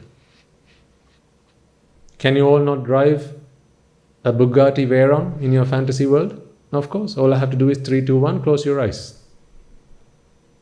And you are driving a Bugatti in your fantasy world. You will tell me how it feels. You can tell me what color it is, can't you? But you'll all have a different color. You can tell me it's got leather seats. You can even tell me how it smells. Does it smell pine? Or does it smell rose? You can tell me. But can you see a Bugatti anywhere? No, because you have created that in your own world, in your own mind. This is the fantasy world. The problem with the fantasy world, the problem with the karma world is that you live in a world, it's like the Matrix, if you watch the film Matrix. In the real world, people age and people die. In that world, there's no aging. Because you don't like aging, so you don't have to add that bit into the film, into the fantasy world. You can make it up with whatever you like. Leave the bad bits out, put the good bits in. Because you're the director in the fantasy world. In the real world, karma is the director. Karmic energy is the director in the real world. In your fantasy world, you are the director. Your vijnana is the director there. So you get to say cut, you get to say repeat, you get to say whatever you want. But that's dangerous. The reason that's dangerous is because while you're there, life in the real world passes by. Why do people go into the fantasy world? It's because the real world is painful. The real world is torturous. Some people like to sleep all day. Why? Because then you don't have to deal with the problems of the real world. You don't have to go to work. You don't have to cook. You don't have to wash. You don't have to clean. You don't have to do any of these things while you're asleep. So people just like to sleep all day. Because when you wake up, now you have to deal with real problems. So cowards like to sleep all day. Because while you're asleep, you're not actually fixing the real problem. You're plastering over it. And that is what karma world is. This is exactly what the karma world is. Create your own world and live there. For as long as you keep creating it, you can be there. If you're an 80-year-old granddad In your karma world, you can be an 18-year-old young boy. And you can be surrounded by 80 virgins. In the karma world. But in the real world, not a soul will come your way. See, in your karma world, you can create whatever you like and enjoy it. But in the real world, time is passing by, your clock is ticking, and you're moving every second to your inevitable death. Remember, the reason you created the karma world was because you didn't like the real world. To fix the problem in the real world, first you have to set foot on the ground. You can't fix problems on the ground from the International Space Station. First you have to come back onto ground, put your foot on the soil, and then start working on the problems. This is why the karma world is such a problem. When you help your family out or help someone who's in distress, right? You're now helping someone else who's having a problem in the real world. Now that earns merit. That helps someone else get themselves out of trouble. It earns you merit. And you're fulfilling duties and responsibilities, which are all important things to do. How much merit can you earn in the karma world, the world that you fantasize? In your dreams, how much merits can you earn? Nothing. You might go in your dream to the Buddha and offer flowers and worship him. Are you going to earn any merit? Zero. This is why you could kill your mother in your dreams, and don't worry about it. Nothing's going to happen. That's not a heinous crime, for as long as it's only happening in the dream world. So the dream world is like the karma world that you create in your own mind. But in the real world, right? So, someone might say, am I doing this to distract myself from the real problems? Is that why I go helping other people? No, I wouldn't say so. You can help other people first by helping yourself. Remember one day I shared that with you, right? Two guys met. One said, can you look after me? The other guy said, no, I'm not going to look after you. I'm going to look after me for you. So when I look after myself, now you can be guaranteed that I'm not going to give you any cause for concern. I'm not going to hurt you. I'm not going to harm you. So you have one less thing to worry about. Who? Me. What did I do for that? Look after me. Look after myself.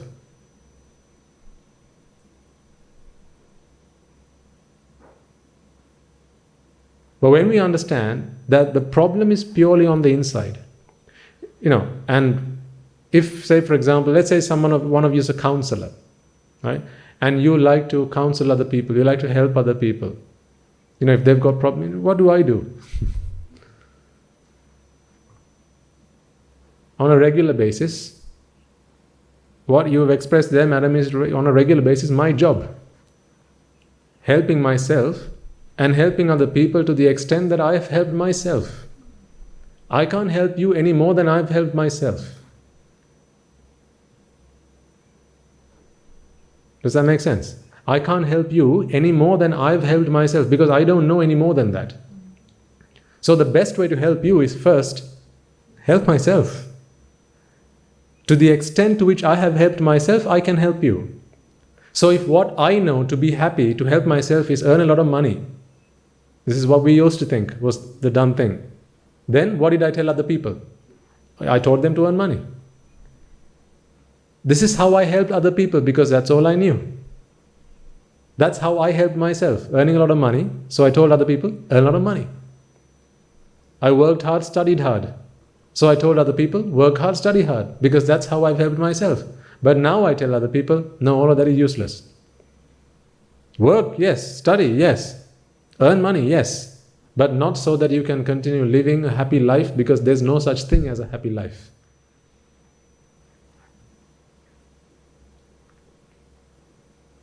There's no such thing as live happily ever after. To be happy ever after, you've got to stop living. So now that is what I share with them. So in your lives, if you find the time to go and help other people, it might be just helping a granny across the road, or might be going and helping, or spending some time with an elderly person. Right? In some countries, they look for that companionship, because when people grow old, unlike our culture and our customs, some people, they just get left alone to fend for themselves, no one to talk to. Rodda, remember Rodda? Completely discarded from society, because they've taken everything that they could while they were young, healthy, and now it's just trash. Watch out. I'm not just talking about someone there. We've got to be careful, because our culture is slowly changing for the worse. All our customs that we used to have, part of the great parts of our culture, respecting adults, looking after them, all that's disappearing, sadly. And of course there are people listening to this online, and in other countries this is happening at a much faster rate than it is here. So I'm not necessarily talking about somebody else. Imagine yourself in that situation. So in some countries, people do that. They go and spend some time, they volunteer by going and spending some time with an elderly gentleman or with an old lady and just talking with her. Spending some time talking about what she likes to do, things like that. Right? But we do know now, don't we, that that's just plastering over the problem. Why do people feel lonely?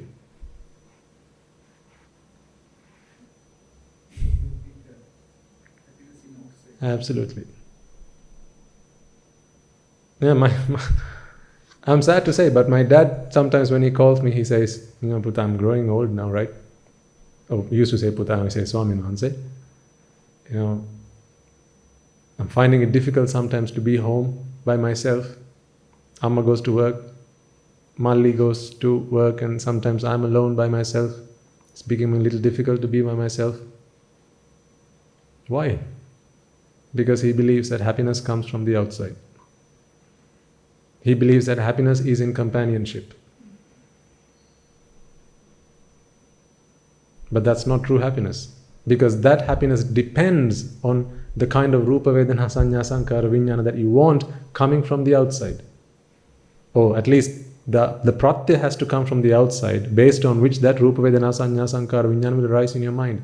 But when you realize that all rupa vedana sanya sankara vijnana is essenceless, now you have no expectation for it. So, if you help other people, of course, that's a really good thing to do. And the Buddha says, do as much merit as you can, like I think we talked about at the last sermon. Do as much merit as you possibly can. But when you do merit, make sure that your intention is your Nibbana, your salvation. Sometimes when I walk about, right, because this, it's a construction site still to some extent, I see nails on the ground. So what I do is I always pick it up and I put it away so that someone doesn't tread on it and hurt themselves. But when I do it, I make a determination. I make a determination that, much like I have helped someone walk the path,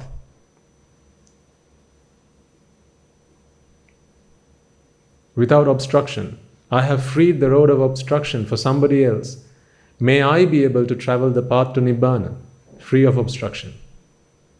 And if someone spots an obstruction that's in my way, may they come along and help me remove that obstruction from my path. So you see, I'm doing something worldly, but in doing that, I'm hoping for something that is supramundane.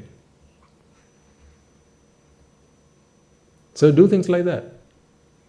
You might offer a meal to somebody.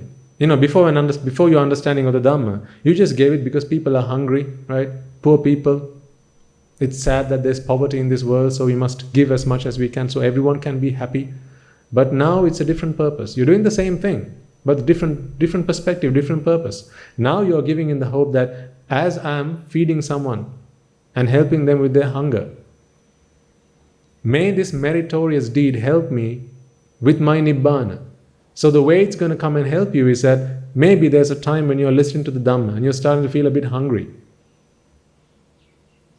Normally that is how you might feel.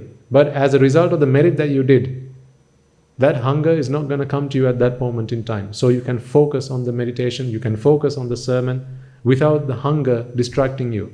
Because if you're hungry, there's no point in actually talking about the Dhamma. You've plenty of occasions where someone came along to listen to the Buddha's teaching. The Buddha said, no, first go, have a square meal, come back and then we'll talk. Because when there's physical pain, it's difficult to contemplate on the Dhamma. And this is why Guru Swami Maharaj says, if you are young, if you are still energetic, if you have youth on your side, then come. Don't wait until you are old and frail and difficult to look after yourself. You can't keep yourself up. You can't sit up straight. You become bedridden, right? Because when those things start to happen, when your high blood pressure always keeps bothering you, right? When you're hard of hearing, when these ailments, these physical disabilities start coming your way, as it will for all of us, when they start coming your way, when you start getting backaches, right? Then your mind is always going to shift your attention from what is being said, your contemplation of the meditation, to the physical pain that you're experiencing, and that's going to break your attention. And when it's going to constantly keep breaking your attention, you can't contemplate on what you need to. So help other people as much as you can, but do it so that it helps you to attain Nibbana.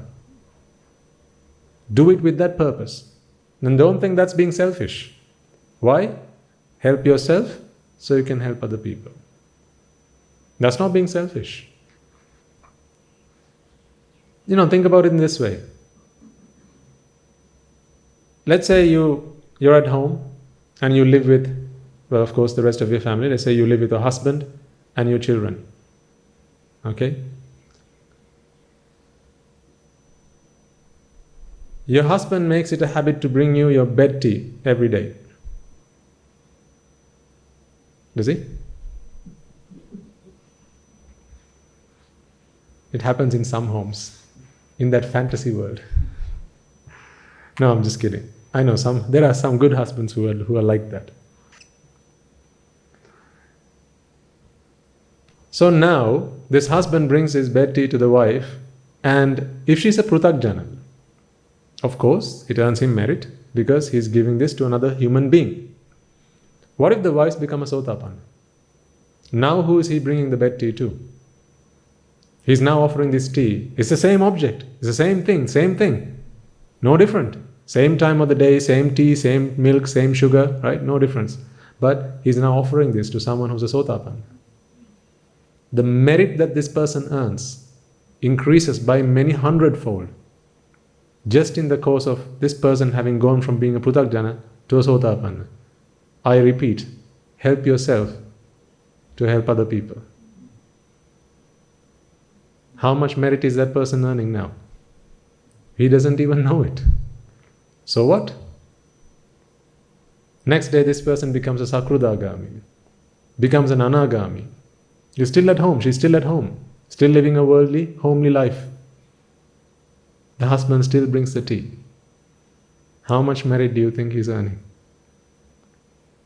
Help yourself to help other people. Look after you for the other person, not about looking after the other person.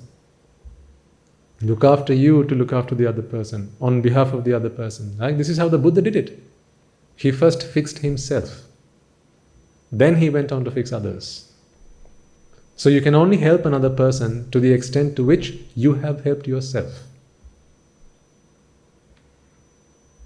Therefore, if you want to help everyone in this world become better people, first you become a better person.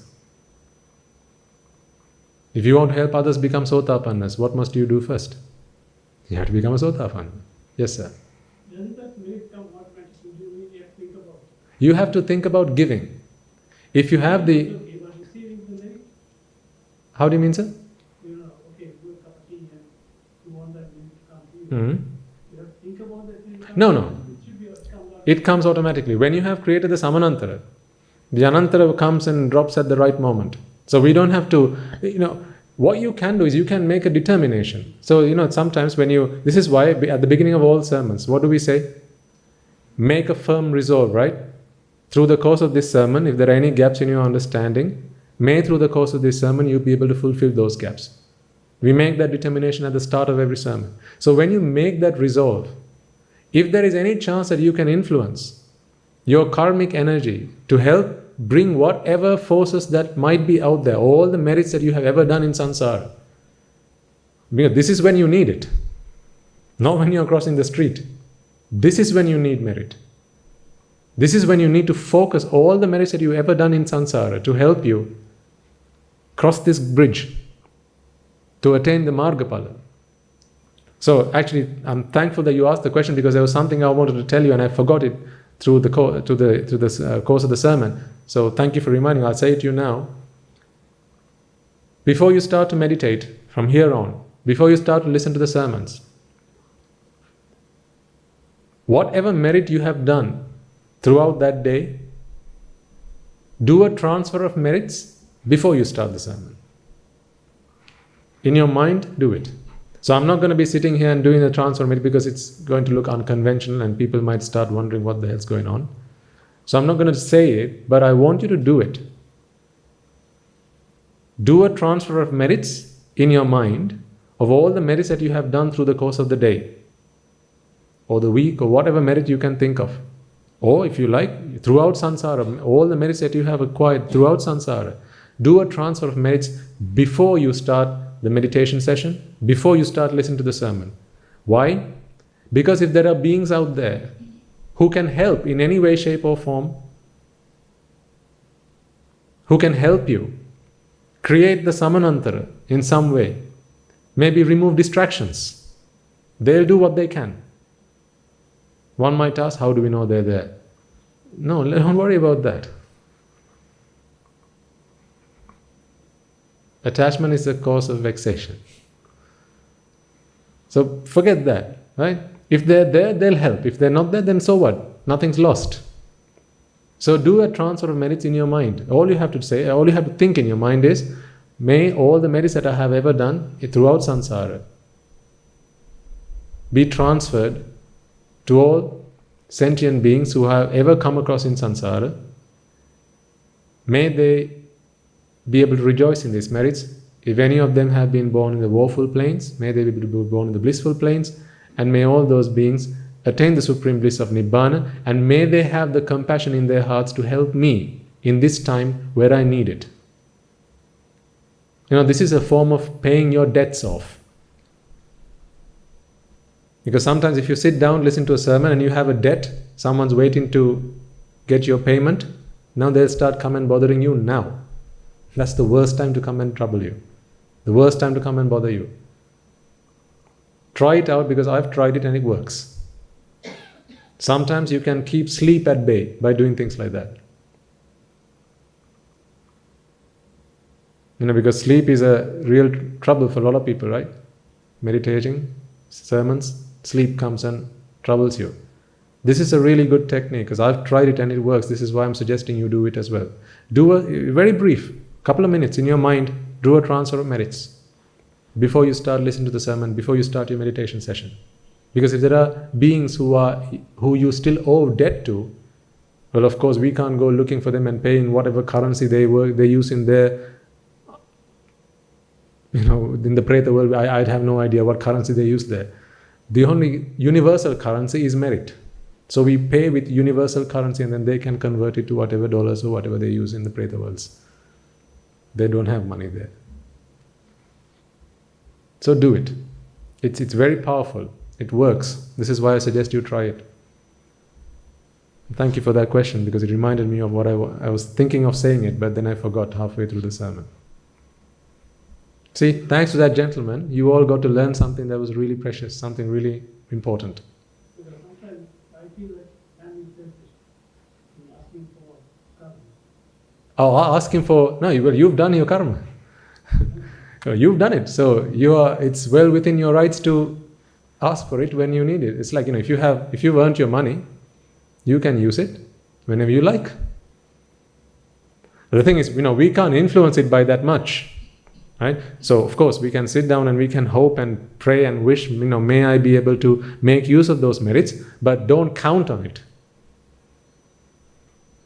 I wouldn't say count on it, right? But every card we've got to play, because this is the time where we need it most. Whatever card you have, play it. So if that helps in some way, then let's do it. Why not? Nothing to lose and everything to gain. Okay, I think it's time.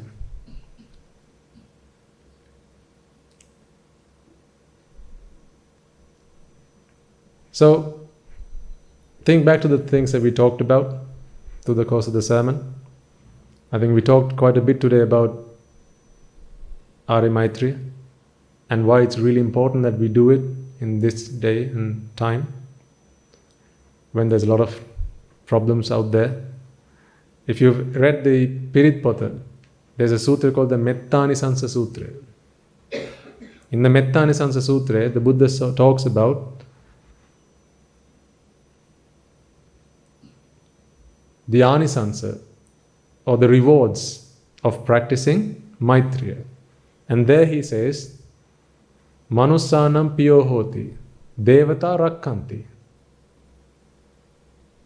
So who are we having trouble from now? Manussa. So if you want to become someone who other men find pleasant, who other men do not despise, do not dislike, but they find pleasant, they find someone that they want to spare their life at the very least, then Arya Maitri can be a real power there as well. And Devata Rakkanti, gods will protect you, like they protect a child. Like a mother protects their child, gods will protect you if you practice the Arya Maitri. So you see, this is not just for you, but everyone else as well. Only you can practice, only you can do the Arya Maitri. Everyone out there needs your help at this moment in time. The whole country needs your help. This is a time to repay your debts to your nation. Because remember, we have all been fed, we've all been educated, right? We owe a lot to our country. And this is all where we grew up, right? Fellow men and women who helped us come where and grow up to be who we are today. We owe a lot to our nation and to all those people who lost their lives in protecting and preserving our country for so long. So we owe them a lot. And on your path to Nibbana, you're going to have to pay those debts as well. Well, this is the time to pay those debts. You can pay off those debts, one, by transferring merits, and two, Arya Maitri. Your country needs you right now. Do what you have to do. Okay. Just a thought that came to mind. I don't know why and where it came from, but it just did. Maybe someone needs it. If you have a Buddha statue at home, most of you will, some may not. If you have one at home and you are not in the practice of doing this, then I suggest you do it. It's something I used to do, and we do it every day now at the monastery, because, well, we do it at the monastery anyway. But as a lay person, I always used to do this. You know how you wake up in the morning and go get yourself a cup of tea? What I used to do, or what we used to do at home, my wife and I, is get a hot water into a little cup or a glass or some kind of suitable container, and then we offered it to the Buddha. So that was the first thing that anyone in our home consumed, and that first item of food or water or whatever was offered to the Buddha, to the Buddha statue. And if we made tea, then there was a tea that was made for the Buddha as well. And actually what we did was, whenever we had a meal, the first portion of that was also offered to the Buddha at home. So I don't know where it came from, the thought crossed my mind. So I thought I'd share it. There must have been a reason why it came to my mind right now. If you don't do it, then I suggest you do it. When you offer a meal, of course, one might think, well, it's just a stone statue. Who's going to be eating it? What a waste. Don't think of it like that, because it's not the statue you are offering it to, it's the virtue, it's the greatness, the qualities of the Buddha to which you make that offering. It's like if you have a photo of your deceased parents at home. Some people, they put a garland around it. Why? It's just a photo. It's not to the photograph you're putting the garland on, right? It's to their memory. It's to the greatness of your parents. It's because they were your parents. That's why you make that offering. Likewise, if you're offering a meal, you're offering a glass of water, you can take this as far as you like, or keep it really brief and short and simple. This is why I said a warm glass of water. As if the Buddha were around, I think Ananda Thera would have done this first thing in the morning. Taken a hot glass of water to the Buddha and offered him. Either to cleanse his mouth or consume the water. Do it at home. And when you do so, make a wish, make a determination, as the gentleman suggested there, so that you can use that karma to help you on your path to Nibbana. You're offering water, whose characteristic is to cleanse. This is what we use water most of the time, to clean things, because the water is pure. So likewise, may through the course of doing this meritorious deed, my mind be cleansed of all defilements. May I receive the gift of Dhamma to cleanse my mind of all defilements. Make that determination and make that offering. It's so powerful. I think a lot of sometimes I do think about it sometimes. The reason that perhaps I was able to come and ordain at the monastery at the same time as Guru Swamin Wahanse was perhaps because a lot of these meritorious things I started to do at home. Every time we offered a meal, I had a meal at home, the first portion, the best portion was offered to the Buddha. We had a small patre at home, an aluminium container that was kept by the Buddha. Now, we didn't have a special Buddha Kutiya like that because in those countries it's difficult to find that sort of thing. But what we could at home, we did. Every time you offer incense sticks, I think in the past we have talked about how you make offerings of incense and flowers and the meaning behind it. It's not just a smell, it's not the beauty of the flowers, because the Buddha is not here to see the flowers or the smell of the flowers. All of those have greater meanings. We have talked about them in previous sermons. You can go back and listen to them. So if it hasn't been a habit of yours up until now, I suggest you do it. Just a small glass of water, hot, not lukewarm, maybe just a little bit more hot than that. Offer it to the Buddha and make that determination. If you can, get your children to take part in that as well. So not just the parents doing it, get the children involved. To them it's just a glass of water, but they don't realize the merit that they're earning through by doing that. One day they're going to realize, and then they're going to be so grateful that you made them do it even by force. You might not be around then, but they will pray to your memory one day. So, don't know where that came from, just a bonus. But I thought I'd mention it because there must have been a reason why it came to my mind at this point in time. Okay, so let's transfer merits and we will conclude the sermon. First and foremost, let us once again take a moment, as we did at the beginning, to contemplate on the fact that it is because of the Supremely Enlightened One, the Perfect One, the Omniscient One, the greatest being there ever was, there ever will be, that we have the gift of Dhamma today. It is because of His infinite compassion towards all sentient beings to uncover the Dhamma and to expound the Dhamma that we have received His gift of Dhamma today. It is also because of the Bhikkhu, Bhikkhunis, Upasaka, Upasikas who since time immemorial dedicated their lives to practicing and preserving and projecting the Dhamma that we have, the Tripitaka today, which we can study, understand, analyze and comprehend, such that we may be able to redeem ourselves from samsara. So may they all be able to rejoice in the merits that we have all acquired today, as well as all the members of the Mahasangha who may be resident wherever they are and throughout the world, practicing the path, having dedicated their lives to practicing the path, as well as helping other people on the path as well as not for a moment forgetting that although you have come along here to listen to the Dhamma, do not forget the monks and nuns who are resident in your local temples and local nunneries, who have always been by your side through thick and thin, come rain or shine, who have been there to give your children the Hampasal education and been by your side in time of loss, in time of celebration, and so on and so forth. May they all be able to rejoice in the merits that we have all acquired today. May through the power of these merits, if any of them have today been born in the woeful planes, may they will redeem themselves and be born in the blissful planes. May through the power of these merits they abstain from the unmeritorious deeds, fulfill the meritorious deeds, fulfill the noble eightfold path, and attain the supreme bliss of Nibbana. Sadhu, sadhu, sadhu. Let us also take a moment to transfer merits to the devas, brahmas, spirits, demons, and the dead that we invited at the start of this sermon. May through the power of these merits they be able to practice the path, and if there are any obstacles in their practice, may those obstacles be removed. May through the power of these merits they abstain from the unmeritorious deeds, fulfill the meritorious deeds, fulfill the noble eightfold path, and attain the supreme bliss of Nibbana. Sadhu, sadhu, sadhu.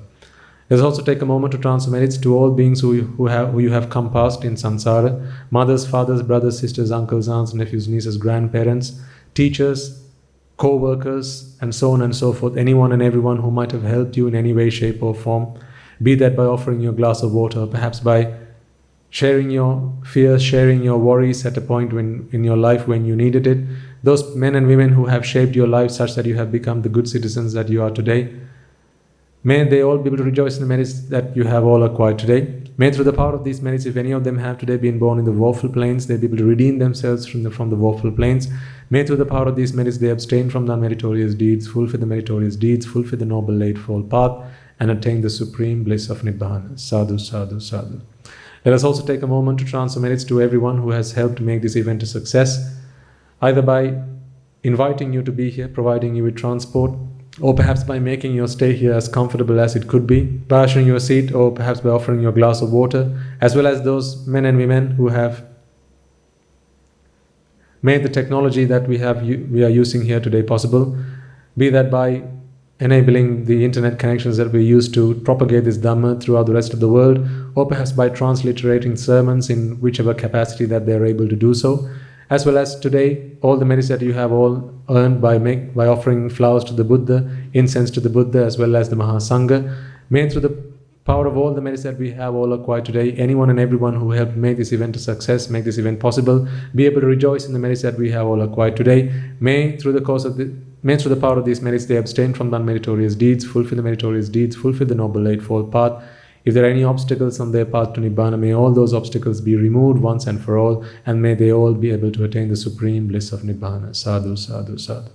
Let us also take a moment to transfer merits to those men and women of the armed forces who have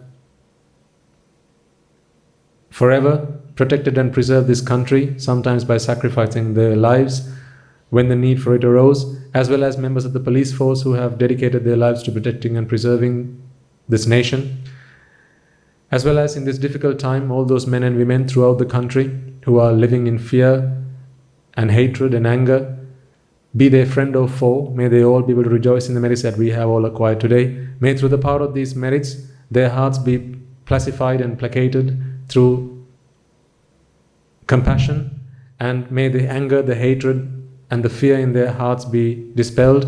May through the power of these merits they abstain from the unmeritorious deeds, fulfill the meritorious deeds, fulfill the noble eightfold path, and attain the supreme bliss of Nibbana. Sadhu, sadhu, sadhu. And finally, may through the power of all the merits that we have all acquired today, in all the meritorious deeds that we have all partaken in today,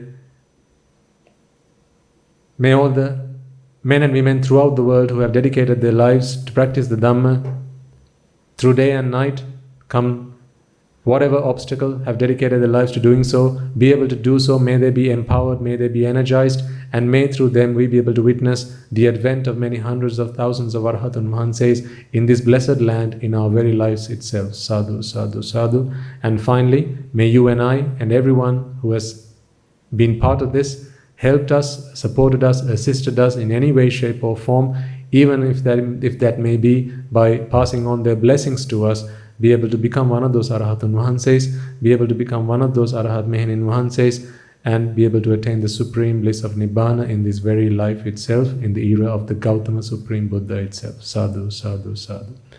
The members of the Mahasangha will now transfer their blessings to you. May I and all beings in all worlds be freed from the fires of desire, May I and all beings in all worlds be freed from the fires of aversion. May I and all beings in all worlds be freed from the fires of delusion. May I and all beings in all worlds attain the supreme bliss of Nibbana. May the Noble Triple Gem be with you all forever. Sadhu, sadhu, sadhu.